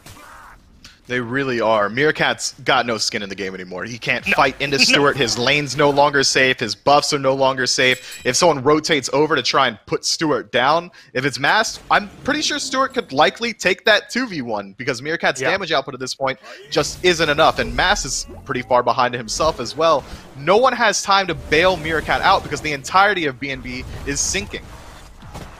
Yeah, a full rage behind if you wanted a better illustration of how this game has gone so far. That makes it impossible to fight. I use the word impossible, and I mean it. At least for Meerkat directly up against Stewart in that 1v1. Obviously, team-wide, it's much more possible for Baskin and the boys. And we'll get our first glimpse at it as the Gold Fury being started up by Locked and Goated, or Oni Fury, to be more specific, all the way down to half. But Locked and Goated drop it. BNB have shown enough pressure to get them off it. But with this 5-man group and Relentless One behind them, if Locked and Goated stick to this Gold Fury, BNB are going to have to move up, and then they're going to have a level 17 Kamazotz right behind them. In the backline, looking for damage. Pagon, Thunder crashes in aggressively. Thunder Crash target swaps over to Mask and brings him down for Relentless One to complete the kill. Now, what about Gino? He has his escape path cut off by the Jormungandr. Now that that one's done, he'll head to the rest of the fight. Pagon has gotten his 7th kill of the game. Wayne the backline, Uzzie's looking for the disengage. But what about Meerkat? He's only level 14. Thunder Crash gives Pagon the double. Relentless One gets another kill as well. Very close to finding the full-on deicide as Uzzy has nowhere to go. Stewart gets involved as well, and Locked and Goated have a stranglehold on the match. Look, they didn't even have to pull the Gold Fury there. That fight just started when Locked and Goated said, okay, maybe we start holding the W key now, and it absolutely works out for them. I don't say this lightly. If BNB play absolutely perfect from now on, I'm saying not a single missed input, they aim perfectly, every button is pressed at the exact right time, I think they would still lose this game unless Locked and Goated make an incredibly egregious mistake, maybe a double DC, walk into a fountain, because that's the type of lead we're looking at right now. 18 minutes in, 8,000, 9,000 gold, Fire Giant, and there's still so many towers left on the map that Locked and Goated are able to farm up incredibly well. And Oni Fury, yeah, that's still available too. it's all still there for them to go out and earn, Mifflin. You're exactly right. This is the worst kind of lead to have given up because it's so much harder to try and make that ground up. When all of the gold for the lead has come from the towers, you know that you only need maybe one fight, you clean up the towers, and you're right back in it. But in this situation, it's just a raw lead coming from kills and farm that you missed that there is no time to make up elsewhere. That's why this Oni Fury being up is a huge deal too, because once Locked and Goated get it, they stretch the map out, and then they are able to expand the lead out even further, and B&B can't really contest. And look, who's going to clear these Oni minion waves? You can't send Meerkat, he's level 14, it'll take him half an hour. It's going to take a concentrated effort from B&B to clear out these waves, and the second that Locked and Goated sees where B&B are on the map, they can either go there and win the fight, or they can go elsewhere and win the game. Right now, Tier 2 mid tower seems like that's on their mind, and it should fall for absolutely free. B&B can't defend Tier 2 towers at this point. They have to give up every single one. That's a ton of gold in Locked and Goated's pocket, and I don't think it's even really going to weigh on their mind. They can burn through all the towers and then immediately move into the Phoenix because they already have such an item lead. B&B's base defense is okay. They've got Merlin now, who's going to be dealing pretty relevant damage. He's got Sphere of Deso, Divine Ruin, and Soul Reaver available. But that said, he's the only one dealing relevant damage.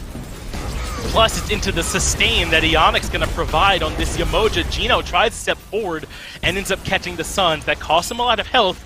Costs Ionic a lot of health too, but only one of those gods is a healer, so I think Ionic's going to be just fine. Left side Phoenix is the call. They send Leon over to mid for a 4-1 split, and who comes over to try and fight this level 19 Robin, 2 levels above the highest member on the Chaos team. Sprint popped by Ionic. They're ready to move into the Phoenix range. Into the backline goes Relentless One, but he has to use Bat of the Hell defensively. Gino low as well. Relentless One gets the kill. Leon clips the wings of Baskin as well, make it a double as he's able to find one more. They finally lose Stewart, and that's a lot of their structure damage lost, so that could end up cutting out them getting these Phoenixes, but still a good fight for Locked and Goated.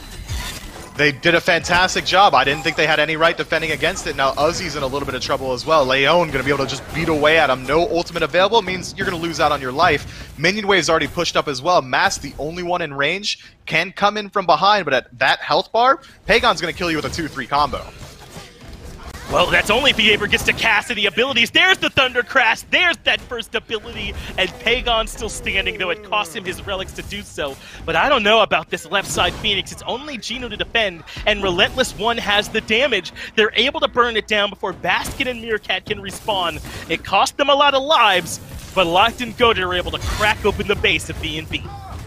Yeah, Pagon was on 1/10 health that entire time, likely less, 1/20th health. And Gino hit literally everything, didn't matter. He's just going to out-sustain it through HP 5, I guess, because Gino's level 11. No second relic available, no damage through his abilities available. He doesn't have the Thieves. He just now finishes stacking up those Thieves 22 minutes into the game. Locked and Goated are able to blast through the left side Phoenix, and they hadn't back to spend up all the gold they got from the Tier 2 in mid, the Tier 1 and 2 in left lane. Now that lead that was already pretty crippling, it's only going to get worse, and Fire Giant spawning in about a minute. B&B hasn't had any time to catch up and farm. Look, man, B&B, I don't know what you're going to be able to do here, but it's going to have to be miraculous. It's gonna require some missteps from Locked and Goated, and then pretty perfect execution from Baskin and the boys to capitalize, and then probably gonna have to run that back a second time afterwards, because that's how far ahead Locked and Goated are. 12,000 gold in their favor, but we just saw that base defense, Mifflin.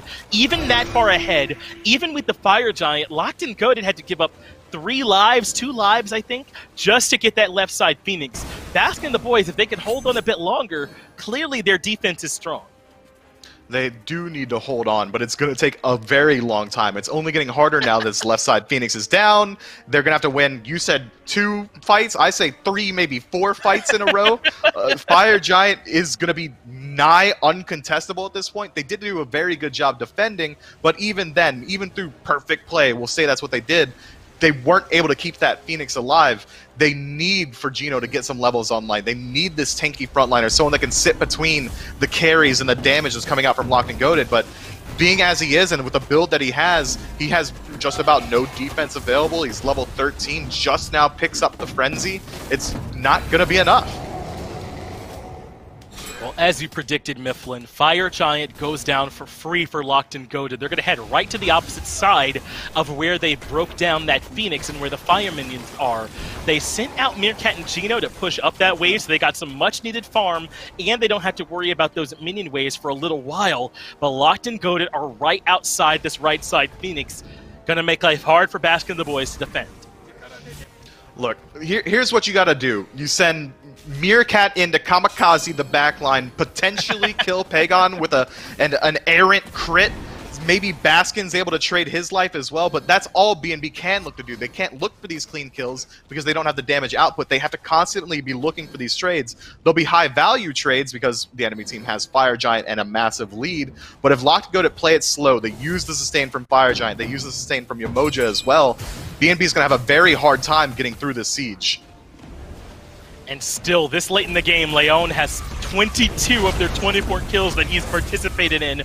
Pretty nuts when you think about it. They want to keep the fight going, but look how fractured it's become. So now 3 members will try and pressure the mid Phoenix instead. Even the Cursed Ankh coming out as well. Maybe a bit premature without much kill potential, but they want to keep the damage on them that they've been able to accrue for now. A defense comes out from Baskin and the boys. They'll hold on to their base, but can they afford to try and do that again? They absolutely have to. Left side Phoenix is respawning, and that defense was clean. They force El Leon to commit to backing up. He's on half health, but now they're resieging the right. Whoa, that's so much damage! El Leon gets to the backline and pops Baskin. Pagon gets the kill for it. Leon takes care of Meerkat as well. Who needs Phoenixes when you put out damage like this? Uzi can only watch as Pagon gets another double. How many multi-kills is that for Pagon, who's been blowing it up from the backline? And Locked and Goaded head to the Titan. 26 minutes gonna be on the clock, but Locked and Goaded gonna take the game. No way B&B can defend from here. To emphasize the lead that Locked and Goaded just used in that last fight, Relentless One didn't get hit. Stewart didn't take damage. BNB couldn't stand up to that aggression because of the lead that we saw. And El Leon, if he didn't look good on the dodgy, my man looks immaculate on that Robin. Yeah. I mean, that kill participation, he cleaned up his slash line towards the end. I think he ended at 6-1. I mean, that's amazing. It's just good play all around. Usually when you have a Robin in your jungle, you're looking for early kills so he can use that lead to keep the pressure up. He said, I don't need a kill, just give me 10 assists. And it worked out for him completely. Yeah, maybe I just put Pagon ahead and he farms everyone the entirety of the game for 26 uninterrupted minutes. That's what we got to see. Not too bad, it turns out. So we'll be having a game number 3 after all. Remember, this is to determine who goes to the grand finals. Otherwise, you have to go down to the loser's bracket and find a way to fight your way back through. So everything is on the line in this next match. I got to get it down to the desk and have them break it down from here. Yeah, this one's 26 minutes long, which is, average maybe by SMITE standards, but probably felt long for Baskin and the boys on the losing end of this one. Just like our wait for the Avatar Battle Pass to come out probably feels very long. And with that, it's your last chance to get the final boss Battle Pass before the Avatar Battle Pass kicks off. This weekend, you get 4 exclusive skins, a couple hundred gems, a bunch of other content in that Battle Pass. Is your final weekend for it before the new one comes out. So jump into game and maybe see what you've missed out on up to this point. Aggro, though, it is a 26-minute game, and compared to game number 1, not at all close, and a lot of what we wanted to see out of Locked and Goaded in game 1 came to fruition here in game number 2. Boy, did it.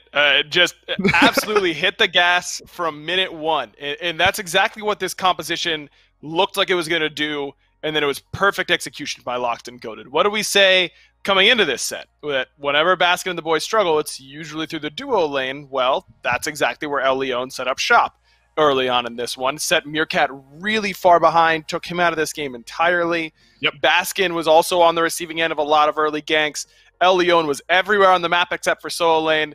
Poor Uzi, man. I mean, by the time Uzi saw another member of Locked and Goaded, the game was basically over because that's how far ahead the order side was. It was that quick for them. I mean, Pagon just was huge in this game really early on, and that's why I was saying I didn't really love the Merlin top pick here for Baskin and the boys, because then he gets Raijin and does this to you. What do you really feel like he got that much out of that pick?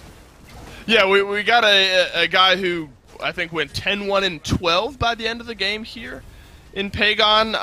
You know, the stats will tell us the full story there, but remiss, of course, we don't mention Leon, but a lot of it comes down to Pagon and these big multi-kills that he was able to swing through a lot of these fights. By the end of the game, just melting down this damage. And that's why we've had this conversation. You mentioned the Merlin, when Raijin's still available, you know, all of that aside, it's because Pagon can do stuff like this. But I think we do have to give credit where it's due, and the higher kill participation in this game, despite lower amount of kills, is Leon. 27 kills on the board for Baskin, or for Locked and Goated, excuse me, but 25 of 27 kills impacted by El Leon. Certainly not something that can get overlooked.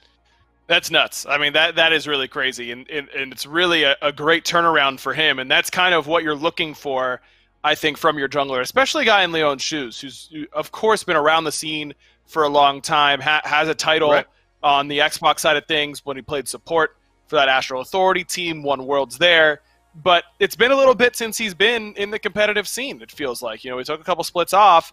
How is his mental going to fare whenever he has a really rough game one? This is the perfect bounce back for him to have in game number 2, and really just impressive from him overall. So now you look at what Baskin and the boys have to do. I think it's making sure that Pagon doesn't get onto a comfort pick. I don't know how you take him off of both Raijin and Merlin. You got to get Gino on something more impactful than this Kumbhakarna, and that's the other thing that we were looking at coming into this set. How well was it going to go without the Ganesh? I think we saw a pretty clear difference there in those, so I wonder what Gino's going to go through this time around. Especially with your earlier point. I mean, not only do you want to try to get that duo lane off to a great start, but needing maybe a specific pick to kind of leverage some of that, something the Baskin and the boys need to look for. It was early and often for Elion, spreads the wealth top to bottom. So while we've highlighted, I think, the mid laner and the jungler, everyone from Locked and Goated does their job here in game number 2 to force us to a game number 3. Grand Finals berth are on the line. We're going to see how we get there through the pick and ban phase. Baskin and the boys right back in that first pick slot. Remember, it was Ganesh that was their overall priority there in game number 1. Maybe lends itself to a potential Ganesh ban now, if you're Locked and Goated, knowing where Baskin and the boys' heart lies. I think so. I think that I would, but this makes it a lot easier for Baskin and the boys to punish Locked and Goated. Baskin and the boys have consistently banned Heimdall. Now you can force Locked and Goated to really do the same. You could open up a Umoja pick for yourselves pretty easily over here. As long as you don't ban Heimdall or Persephone, you can expect those two will get banned. The fact that Bastion and the boys still decide to ban the Heimdall tells me that they either don't they don't feel like it's that good for them. They don't have someone who wants to play it. I don't know. I think that ban is pretty telling, though, for B&B. I agree. It's been similar, though, in the Thor category. Heimdall 75% against Locked and Goated, so maybe that's more telling. It's something that Stewart is quite good on there on the enemy team, so Baskin and the boys certainly privy to something with their first round of bans here. It's going to be the Camazotz taken away. Certainly a strong pick after what we saw from Relentless One there in game number 2. So another well-thought-out round of bans here, I think, for Baskin and the boys. I'm wondering if maybe Locked and Goated feel like they need to go towards a jungler earlier on here. I mean, remember, it's the Robin kind of final pick, but leaving the jungle pick towards later has opened up the door for the Hunbats ban, the Daji ban. Do you think that's something Locked and Goated maybe need to consider? Yeah, I think that if you're not going to take Robin top 3 and give Leon the run back, then it's going to get banned 100% on that back end. But you don't necessarily need to pick it right now. I think that Baskin and the boys could still very likely end up prioritizing something like that Amaterasu for Mask. You can go with Nike. Raijin here looks phenomenal, if you ask me. I kind of forgot about the Nike with all the other bans, but Nike being left open, go Nike Raijin. Yeah, that's a really, really strong start here for Locked and Goated. And now Baskin and the boys, they're probably going to take Mask's pick and most likely something for Baskin. And then that leaves open the Robin for Elion to snatch up again. Right, a lot to look forward to here in the draft. I love the combination between the Nike and the Raijin there. A big Sentinel of Zeus can set up a large area of effect that'll allow the Raijin to really flourish. Jingwei has been banned out a good bit here in this set. It's been that second wave of bans that have taken that Hunter off of the board. This would be an interesting pick, sensing that Leon maybe wants to go back to that Robin. It is going to be a Jingwei pick, then a jungler for Baskin and the boys to round out their first three. It's an interesting switch up, and I like it. I mean, Mask is a really, really experienced Robin player. It's not like they're forcing him onto something he's not comfortable with this sort of selection, and it gives you some more early game presence, which clearly Baskin and the boys lacked in game number 2 of this set. So no complaints here for that selection. I like Meerkat going to the Jingwei. Just so much better against the Nike because you have the ability to use that agility as soon as she knocks you up, which is a lot of times her initiation. So I like the Jingwei pick here for Meerkat. Baskin and the boys, I anticipate, will be banning mostly junglers. Locked and Goated will be banning mostly mid laners. So it's kind of up to the two of the biggest impact players on each team to try and find what's left after some of their priority picks are taken. Yeah, as if we'd have it any other way going into the final game. Here it is. Hunbats once more taken away by Baskin and the boys. No surprise there. Morgan, after the game one that Baskin had, I think a great takeaway there. Not only is her standard kit strong, but Baskin can likely play another god just as well as you, should he choose to transform. Now the Hebo ban, slightly interesting there. Do you think Locked and Goated maybe sniff out a strategy from Baskin and the boys? They must have. I don't know. I don't know that I've ever seen Baskin play a whole lot of Hebo. It's a good pick, but something like Hell is usually banned in that slot. The Baskin has played a little bit more recently. Maybe Baskin's been working on it, and Locked and Goated are aware. So I don't know. A little surprised by that, but I don't think there's one obvious ban in that slot that we're all sitting here going, "Oh my God, Locked and Goated! How could you miss banning that?" You just got to take a stab at the dark and hope you land on something that he wanted to play. Now, this is interesting. Odin locked in for the first time here in NA this weekend. I believe over in EU as well. We haven't seen the Odin just yet. So with the Emoja there and Robin in the jungle, likely an Odin solo here, you figured Hell might rear her head, and that's what's being hovered for Baskin and the boys. Haven't seen Odin in a little while after he really came to the forefront of the meta first overall here this year. Why maybe have we not seen him quite as much, and are you surprised to see him here now? I would be surprised if it wasn't Uzi in the solo lane for Baskin and the boys. This is a pick that Uzi has loved since I was playing with him in Season 2, a long time ago. He loves that pick, and Elion goes to the classic counter in that Awilix. And you really feel like maybe Baskin and the boys had a miscalculation by picking that Odin right there and opening themselves up to that Awilix, because not only is the Awilix phenomenal against Odin, but also against the Emoja, pretty good against Jingwei.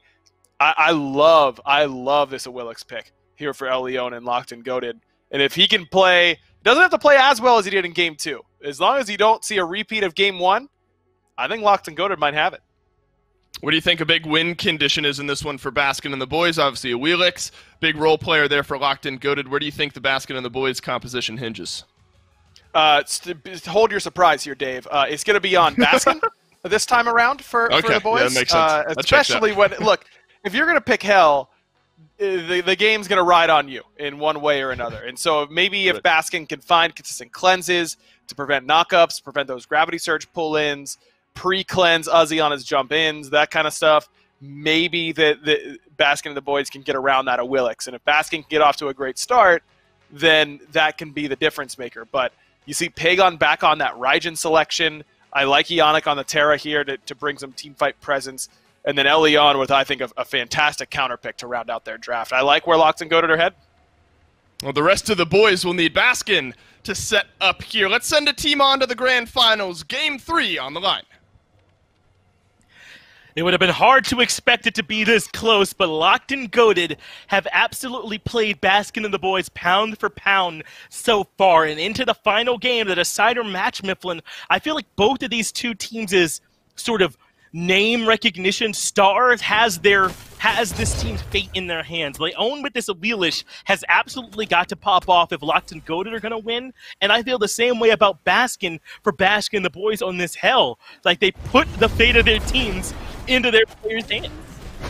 And that's the best timeline, man. I mean, I love a Goku-Vegeta matchup. I love a Midoriya-Bakugo, and that's what we're looking at here. But Baskin on Hell, you might as well start rolling the boss music, especially considering what you have flanking that Hell. Mass is to be just absolutely aggressive on the Robin. I'm expecting the exact same pace that Leon set last game. Mass is going to be looking to match that. Pagon's going to have a very hard time dealing with the early aggression. Sure, playing Hell opens you up, puts a target on your back in the early game. She's pretty easy to shut down, but her damage output is equally insane. She's going to be dealing so much in the early. When you have an Odin as well, take away that one true counter pick to the Hell, put it on your team. That's a cage that sets up for the entire squad. I love every single bit of BNB's draft. That said, Locked and Goated, this Awilix, that's the box special. Chapo, or Leon rather, saw that this Odin was locked in, said, I know what to do. It has to be Gravity Surge. And he's right. And he knows exactly how Uzi plays. These are two players that have been on teams together for years at a time. I imagine that lack of pressure in the Soul Lane might change. Yeah, we might see a little bit of action happening over here between Relentless One and Uzi, and perhaps these junglers, if they were to make their way over. And if you needed more proof that they were definitely going to see action, take a look at these relic slots for Locked and Goated. It's blinks almost all the way down. They are ready to try and start some of these fights, and for Relentless One, you know, it makes a ton of sense. You get the Blink Sentinel of Zeus, but even Ionic with those Blink ultimates and Leon with his Blinks to try and find something like a Feather Step or a knock-up on the back of that, and then he can use the Gravity Surge. There's a ton of options. As Locked and Goated get aggressive, the Roots force the beads out from Meerkat early, who's on a signature pick here on this Jing Wei. Meanwhile, Gino, unafraid, turns around and walks back into the aggression and has to think better of it. Yeah, loses 60% of his health for it, and maybe his life. What? Stewart suddenly feeling the aggression, nearly able to take care of Gino on the left-hand side, but this has been a little bit close to disrespect from Gino and Meerkat. I don't think Jing Wei and Yamoja are ready to take this lane over just yet. Not now that the Hou Yi and the Terra have their abilities ready. They gotta back up a bit. And Purple Buff has respawned, and no one on the side of BNB is in any range to back them up here. It's going to be straight up 2v2. If Gino moves up even a step too far, you know Stewart's going to jump on him. He's done it once already. But instead, this time he's going to back up. The buff invade goes well for them, and that's exactly how this lane should go in the early game. Hou Yi and this other god, this Terra, should absolutely be dominating in the early, despite the fact that Yamoja is one of the best early game aggressive supports. Matched with the Jing Wei into this comp, it's just not going to work out. Especially now the health advantage was so in favor of Ionic and Stewart. They were right to start pressing their advantage. They knew Gino and Meerkat were low on resources. That allows them to invade the purple and get off to a pretty small little lead for themselves. So not too bad at all over in the long lane. But I don't know. I feel like the story's going to be written in this mid 3v3 here. Mifflin, you already talked about how important it is for Mask as kind of their only early game focused god to really carry that torch for them for a little while right now, because if they don't, Leon will certainly take this over. To clarify a point, if Mask doesn't do anything this game, and neither does El Leon, BNB win. They have a Hell. Baskin's going to scale so insanely well into this late game.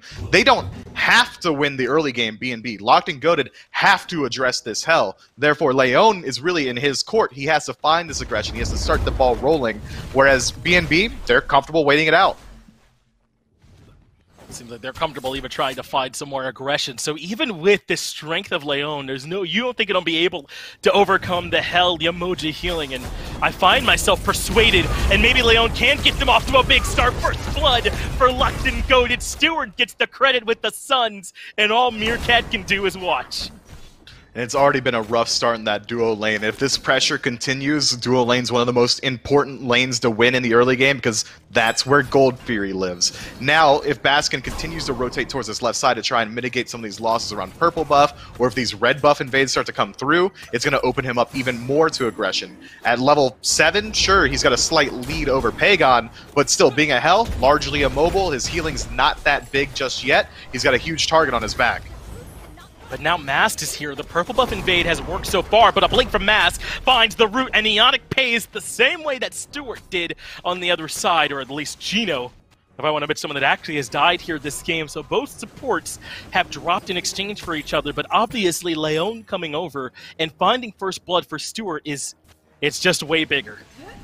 It is a big deal, but still, making up a little bit of that deficit is huge. Mass has to do that, but now Uzi nearly And you said there'd be action in solo. Gravity Surge pulls the Odin back in, and that's the counter matchup coming at you. Not a whole lot Uzi can do, but look at Gino. Is this a DC? I'm thinking a pause has got to come out here at some point, right? Because the emote is not even here. Hey, you called it. There it is. There's the pause. And that's how that lane's going to work out. If Uzi thinks he's allowed to play aggressively at all over there and not have a Gravity Surge punish him instantly, he's just wrong. He should absolutely know that's exactly what Leon's going to be looking for. They have that experience together. I imagine we're going to see it continuously. And if it happens one more time, that soul lane's going to start to spiral, and Leon can just go elsewhere, win elsewhere on the map, and force Mask to clean up the mess that he made. And so far, this has gone exactly the way that you predicted it, not just over there in solo, but across the map. Leon has got to be the pace setter, the same way he was in the Thor yesterday, the same way he was in Game 1 today. They're going to need, or Game 2, they're going to need for him to be that one that's really getting things started. And so far, he has done it. He's put the blink to work. They found the king over there in solo, and Baskin and the boys just have to hold on and hope their healing will be enough later. But it's a double-edged sword. Sure, Leon is way ahead in map pressure right now. He's made his stamp known across the entirety of the game. But he's falling behind in farm. Meanwhile, Mass, while Leon's setting up some kills, has just been farming up the jungle. And interestingly enough, we see Mass like to go this Golden Blade start. That's not something you normally see with Robin. It's going to help out a lot with a clear, but Robin doesn't normally really struggle with that. I'd have much preferred to see him fall along Leon's footsteps, match that same build. Jotun's Wrath, a Crusher, something along those lines to keep him up in that kill pressure. Instead, he's going a more farm-focused build. Baskin and the boys get aggressive this time, but Ionic has the River's Rebuke, the Riptide, everything, and makes it out of there, but he ends up back in the middle of this fight. Gino is the one that locks him down, but Leon is here to find the return kill. Pagon puts out the damage, but Leon gets the kill, the double going to the Awelish, and Locked and Goated continue to bring the heat. They make it up to a 3-for-1, only costing them Ionic. That is an insane amount of trust that Ionic had in his team. He knew he was dead the second he blinked in, and he just does it. He blinked into a Yamoja ult, and now look at Meerkat! And Meerkat's gonna fall as well. Leon is unrelated to 4-0-2 to start off this game. Yeah, Meerkat lost his beads there as well, which means he lost all semblance of safety he thought he might have had in this lane. If Leon decides to head on over again, he doesn't have his ultimate available, Meerkat that is, so he's likely just going to lose out to the CC from Featherstep. And I like to equate an ahead of Willix, a level 8 of Willix at this point compared to just anyone else on the map. Featherstep is an execute. If you get hit by it with that second tick of auto, you're dead. Just about any follow-up is going to put you down. Leon's been doing a fantastic job, and that slight level deficit that he got from just trying to find pressure on the map immediately gets closed up. Now 4-0, he's found himself a level ahead. And what about Ionic? You already mentioned the trust that he has in his team. And I've always thought of Ionic as that last true support with Jeff Hinlin not playing anymore, because so many play the way that Aurora and Neil and PBM play. They're really aggressive, and they're trying to be the one that's setting up. But Ionic still has that mentality where he is absolutely willing to die for the squad. He does it there and puts him into a perfect position in this early game. Yeah, Ionic is one of the few supports on the planet that doesn't value his own life. He values his own life as a support as much as I value my support's lives, which is not at all. My man threw it away immediately, and he set up his team for an incredibly good kill. I mean, mad respect to him, and he hasn't fallen behind for it. 0-2, but he's still keeping on par with Gino, and Gino hasn't gotten even remotely as much value.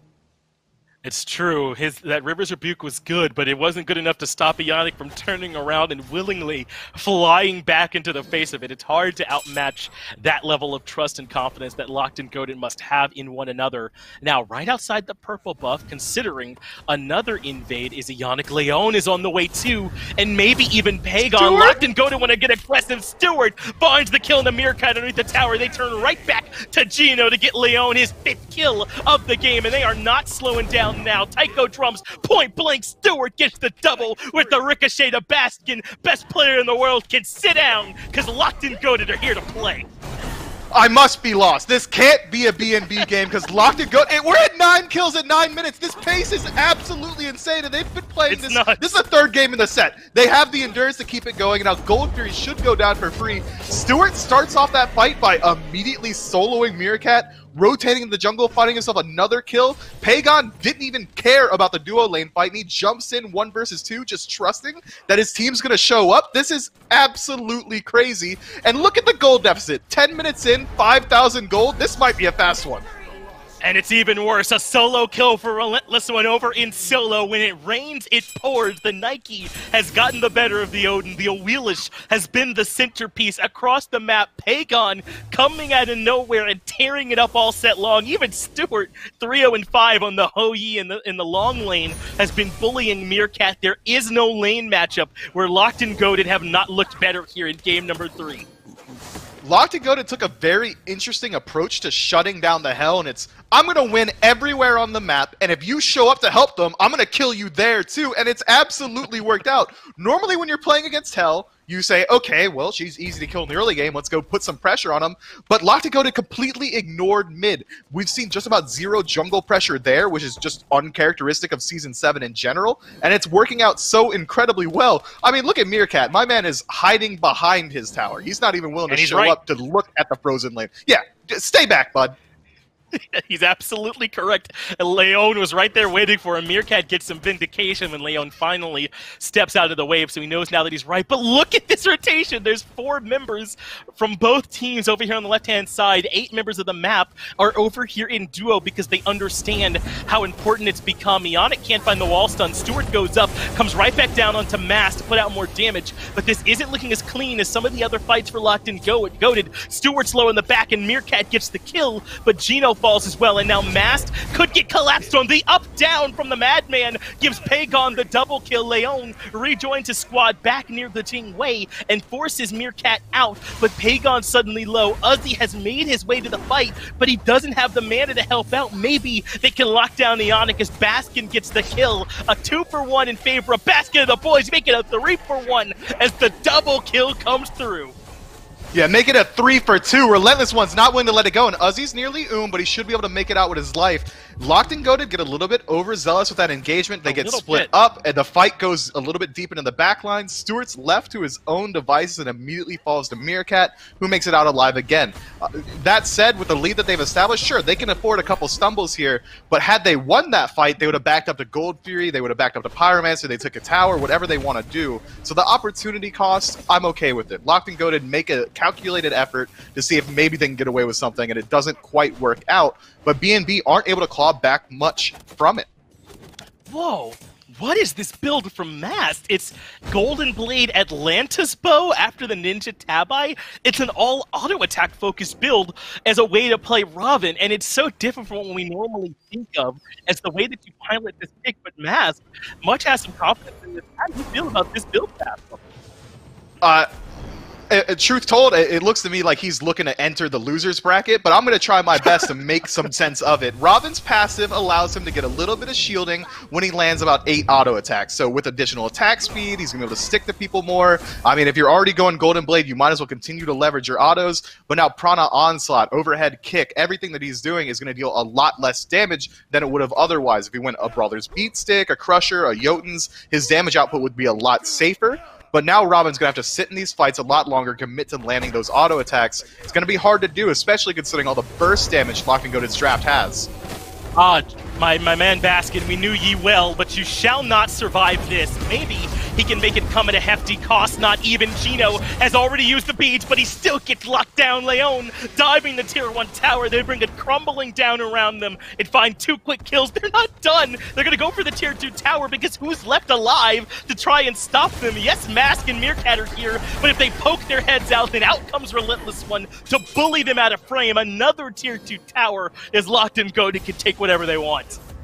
Yeah, Pyromancer's next on the menu, and it seems like no one's really in range to contest it. If Uzi moves up, Uzi loses his life. He's got to be careful if he wants to move in here. Yeah, no, Pagon's level 15, Uzi, careful, bud. Gold Fury's already dead, or Pyro. Good God, this is clinical. It has been clinical here from them so far, Mifflin, and narrowly Uzi able to avoid anything worse happening. But as you mentioned, another Pyromancer coming down in favor here of Locked and Goated. This pace is not going to allow the Hell to win. I feel like maybe I'm losing my critical thinking skills because instead of killing the Hell to stop the healing, they're killing everyone else, so there's no one to heal, and it's been working so far. Yeah, if Baskin dies, it's an afterthought in Locked and Goated's mind, and they're going to go ahead and move up to the Gold Fury aggressively? That looks to be the call. Baskin, the boys started up first. Ionic is already low and low on mana, but even still, Locked and Goated are the ones that are playing aggressively, able to push Baskin and the boys out of the Gold Fury pit for now. But they know they've got the sustain. Baskin and the boys can stick around, heal up, and start the Oni Fury again. Locked and Goated have to win quickly if they don't want to deal with all this sustain. Oni Fury reset as into the backline goes Relentless One, drops the Sentinel of Zeus, and Stewart able to melt Gino. Ozzy in some trouble as well. Knocked up, able to get that leap off, but no one can help Mass. Stewart gets the double kill as the healing is not enough. Relentless One played that so well. Jumps in, forces Baskin to back up, drops the Ankh and says, okay, well you can heal, but it's really not going to do much. That Gold Fury attempt is smart, but Baskin's going to lose his life. Yeah, he's in a lot of trouble. Just wants to get off some damage, but ends up missing the one. Stewart gets a delayed triple kill, a killing spree, all coming just in this Oni Fury fight. And now Meerkat, the only one left. Uzi is on his way out too, and Ionic is still low. This Oni Fury, despite all the kills, is not free, and Uzi is able to bully a member out. Meerkat struggling in the duel up against Relentless One with no mana. Locked and Goated get the Oni Fury even in Uzi's face as she shuts down El Leon. These kills are starting to finally go back Baskin of the boys' way, but still favorable for Locked and Goated.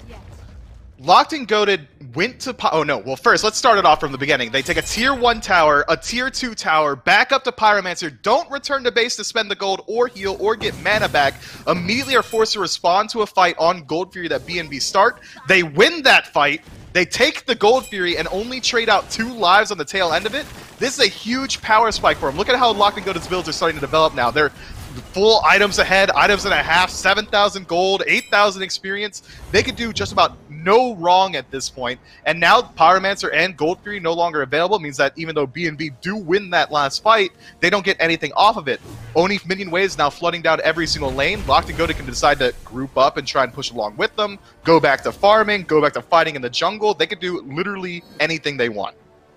Wait, how is Baskin still the player damage leader amongst... I don't know, dude. Somehow that guy always finds a way to at least get his, it would certainly seem. But still, the truly scary thing for me, Miffle, is that he's at the top, but look how close the next 3 members are for Locked and Goated. It's been such a team effort between Leon, Pagon, as well as Relentless One. They've been unstoppable here so far, and I don't see any reason they would start to slow down now. And I'm not even giving respect to Stewart, who's 3rd overall on these charts, 6, 2, and 8. It's been a great performance team-wide from Locked and Goated. And just take a peek at the assists across the board. 10 for Leon, 8 for Stewart, just 14 on Ionic. They've been playing as a squad incredibly well. This 5-man roaming deathball started at the 8-minute mark and hasn't stopped. We're 18 minutes in. Locked and Goated already have 18 kills. And Locked and Goated already have 2 Cursed Onks in their back pocket, plus the Pestilence, the Brawlers, and the Divine Ruin. They do not want to let combat healing be the deciding factor of this match. Not a whole lot you can do to stop that out of combat healing, except just kill them outright, and they've itemized to try and maximize that here so far, Mifflin. They've got a 6,000 gold lead to sit on, and they've itemized to mitigate their opponents. This has been clinical from Locked and Goated so far. I imagine we're going to see Locked and Goated start to group up, try and force an engagement, maybe in the jungle, go for 1 pick, and then immediately back themselves up to Fire Giant. It's interesting to point out that Locked and Goated haven't decided to pick up a Phantom, so if Uzi's able to find a nice cage, they don't really have a true answer to it, but BNB don't have any good follow-up for the cage either. Leon is on a warpath, man. Bring me Gino, he says, and Relentless One claims his head. Gino falls first, and Locked and Goated have the numbers advantage. So as you predicted, Mifflin, this would be a great opportunity for them to fall back to an objective. Pyromancer is about to come up. Fire Giant's already there. So if Locked and Goated one objective, they can go for it. But I don't think that's the call. They're much better in these jungle fights. They'd rather wait around for picks, force down towers, instead of giving Baskin and the boys a chance to come back quickly with an objective steal. Look, Fire Giant lasts 3 minutes, Pyromancer lasts a couple minutes. These towers are going to be gone forever, so that makes sense to me that Locked and Goated want those first. Mask stepped up a bit too far forward, and he's starting to pay for it already low. Where's the healing as the Taiko drums rip through the fight? Odin Cage comes out as well from Uzi to try and keep Locked and Goated overcommitted, but they make it out unscathed again. Tier 2 tower in tow, doing everything that they want to on the map. Bionic even dropping the wall so there can be no chase. It's been clean from Locked and Goated. I don't know any other word for it. If BNB want to, they might be able to go for a cheeky Fire Giant play here. They know the entirety of Locked and Goated have to back, but with all 5 members stacked up on the left side of the map, it doesn't seem like that's on their radar. Now Locked and Goated nearly 8,000 gold up. They might as well just move to Pyromancer, and if anyone on BNB decides to respond to that, they can look for the kill and then immediately back up to the actual Giant. If no one responds to it, they've already found the check, they stick their toe in the water and realize BNB is not willing to step up that far, go ahead and do Fire Giant anyway.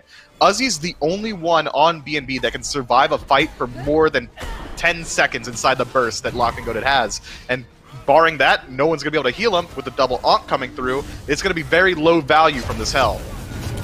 Locked and Goated start up the Fire Giant, but it's a bait. They want Uzi, who drops the cage, but the chase continues. Stunned perfectly by Ionic. Baskin does get a kill, but Leon gets the other. That's Pagon, and a lot of the damage that has been lost for Locked and Goated, but they will not hesitate. They continue to step on the gas and try and chew through all the healing for Baskin and the boys. There's the first cursed ult coming out, so they cannot sustain. Stewart gets a Meerkat. Ionic cuts down Mask, and Locked and Goated, even without Pagon, are showing they got plenty of damage. Relentless One is able to remove Gino from the equation, and Baskin and the boys are on the full retreat. There will be no more return kills. That's a deicide as Locked and Goated celebrate the victory.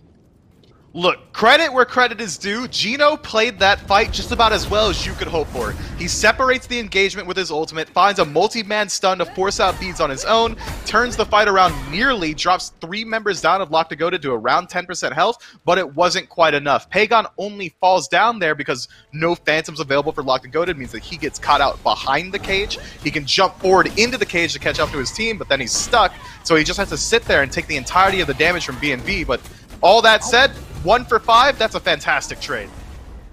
Locked and Goated obviously come away winners, but Uzi is the only one that can stem this bleeding, and by that I mean no one can. Not a chance for him as the Fire Giant goes down in favor of Locked and Goated, secured by El Leon, who's been having an excellent 2 games in a row here as well. And what's so impressive about it is there's a lot of things in El Leon's career that I think that have helped him stand apart.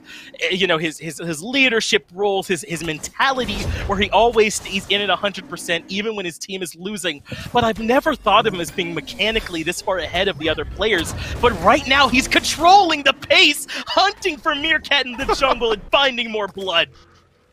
Yeah, that's 40 seconds left on the respawn. You're likely going to lose a Phoenix here, BNB. Leon, I would have said that mechanics have been a strong point. He's always been a fantastic team leader, as you pointed out. But let's talk about his God pool for a second. Every single game this set, 3, maybe 4 targeted bans towards him, and he keeps pulling out these phenomenal picks. It's hard not to want to gas him after a performance like this. Mid-Phoenix, I promise it used to be there, but it melts quickly underneath the pressure from Locked and Goated. Fire Giant buff, plus Stewart healed himself at this point, and they melted quickly. Meerkat didn't even get to see it or pretend to defend it since they killed him so quickly. Now it's right back to the objective. Gold Fury will be the last one of the game once they cycle this one out, and Locked and Goated add even more to their lead. They're up 12,000 gold. Yeah, 23 minutes, 12,000 gold, 25 kills. I mean, what is Locked and Goated not doing at this point besides stopping? They only go forward. I like the play there. They burn away the Phoenix easily. They back up, take the confirmed Gold Fury. They spend their gold, almost fully finishing all of their builds, and now they're going to regroup, try and continue this pressure, take out the last Tier 2 tower, maybe the right side Phoenix as well. Now BNB are starting to catch up in levels a little bit. You only hit level 20 once. Baskin now level 18. He's going to be pretty impactful in these fights, but so far, the healing hasn't been a factor because his team's just dying way too fast. Right, it really has not come up, and in the small situations where it does, the overkill of double fully upgraded Cursed Ankh completely takes it out of the equation. This is the answer for dealing with these sustain-heavy comps. Relentless pressure throughout the early game, and then overkill on the anti-heal to not give them a chance back in. Now, they also had some counter matchups with the Wheelish pick here too, but I think Locked and Goated have shown us a winning formula. Look, I know why they pick the Odin. They take the Odin to strip it away and make sure it doesn't target out this hell, but this Odin has no cohesion with BNB's comp. There's no follow-up that can be dropped in the cage. He's not going to be doing enough on his own, and here we're going to see it here. Yeah, the Odin cage sure is out, but exactly how much is it going to do? Stewart, the ideal candidate, is locked inside it, and he's still half HP. Meanwhile, it's the ones on the side of Baskin and the boys that look like they were just in a horrible fight. Mid-Phoenix is down to half HP. Mass has to retreat. They control this space. Do the locked and goaded boys. So Relentless One steps in. Stewart cuts down Uzi, the only member tanky enough to survive, and now the mid and right Phoenix have already crumbled. And Locked and Goated are essentially full health at this point. If you thought this was going to be an even fight, it's not.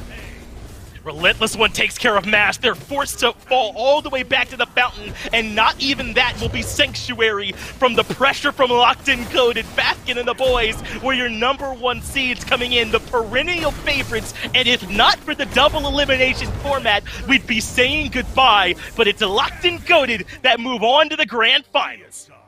Finch, I counted it. Locked and Goated jumped into the enemy fountain 5 times. 5 times. They all just jumped into the fountain, took no damage. They're all full health. The Titans dead. Locked and Goated brutalized Baskin and the boys, and I don't think anyone saw it coming. I don't think anybody did, and I don't think there's anything you could say. At the beginning, we said the 2 stars, El Leon and Baskin, were in the driver's seat in this game. Well, the one that came on top was El Leon, and it was not particularly close. I don't think Baskin was allowed to touch the wheel. I don't think his leg could reach the pedal in that game compared to what Leon was doing. He was driving the bus. My man decimated the early game, committed the entirety of his time to ganking, fell slightly behind, found one breakthrough gank that finds him 3 kills, puts him 2 levels up, and he didn't look back after that. A really impressive performance from top to bottom for Locked and Goated, and they deserve all the praise they'll likely get. Their job's not over. They still have to await whoever comes out of the lower bracket, but for now, I think the boys can feel good, and I'll get it back over to the desk. Yeah, but not Baskin and the boys. Those boys are feeling pretty bad after game number 3. Another short one, 25, 26 minutes in that range, but this time Locked and Goated just kind of run away with it. And maybe, Aggro, I don't know if this is an easy one really to break down and kind of dissect. I don't know if it's a difficult one. I mean, at the end of the day, it's just El Leon find some great ganks, and Locked and Goated never look back. I think for me, the big thing is that they made the best adjustment in picks and bans, and that was banning out Gino's Ganesh. The other 2 games of the set, Gino was a complete non-factor for Baskin and the boys. And so that's going to be something they have to be ready for tomorrow. If I'm on Gonzo Tahiti, I'm watching that set and I'm going, we should have just banned Ganesh, I guess. It would have been a lot easier for us, because it seems like it's the big difference for this squad. But you really can't take credit away from the entirety of Locked and Goated. El Leon got a lot of praise that game, and all of it for good reason. He played so well. But how about Stewart with 11 kills and top player damage at the end of the game? Pagon did his job, continues to look like you just cannot give this guy the Raijin pick. He just looks too good on it. Ionic finished above 4 members of in player damage of Baskin and the boys. That's insane. He was constantly getting in there and doing his job. Locked and Goated is just firing on all cylinders, man. And they just looked like a more cohesive team today.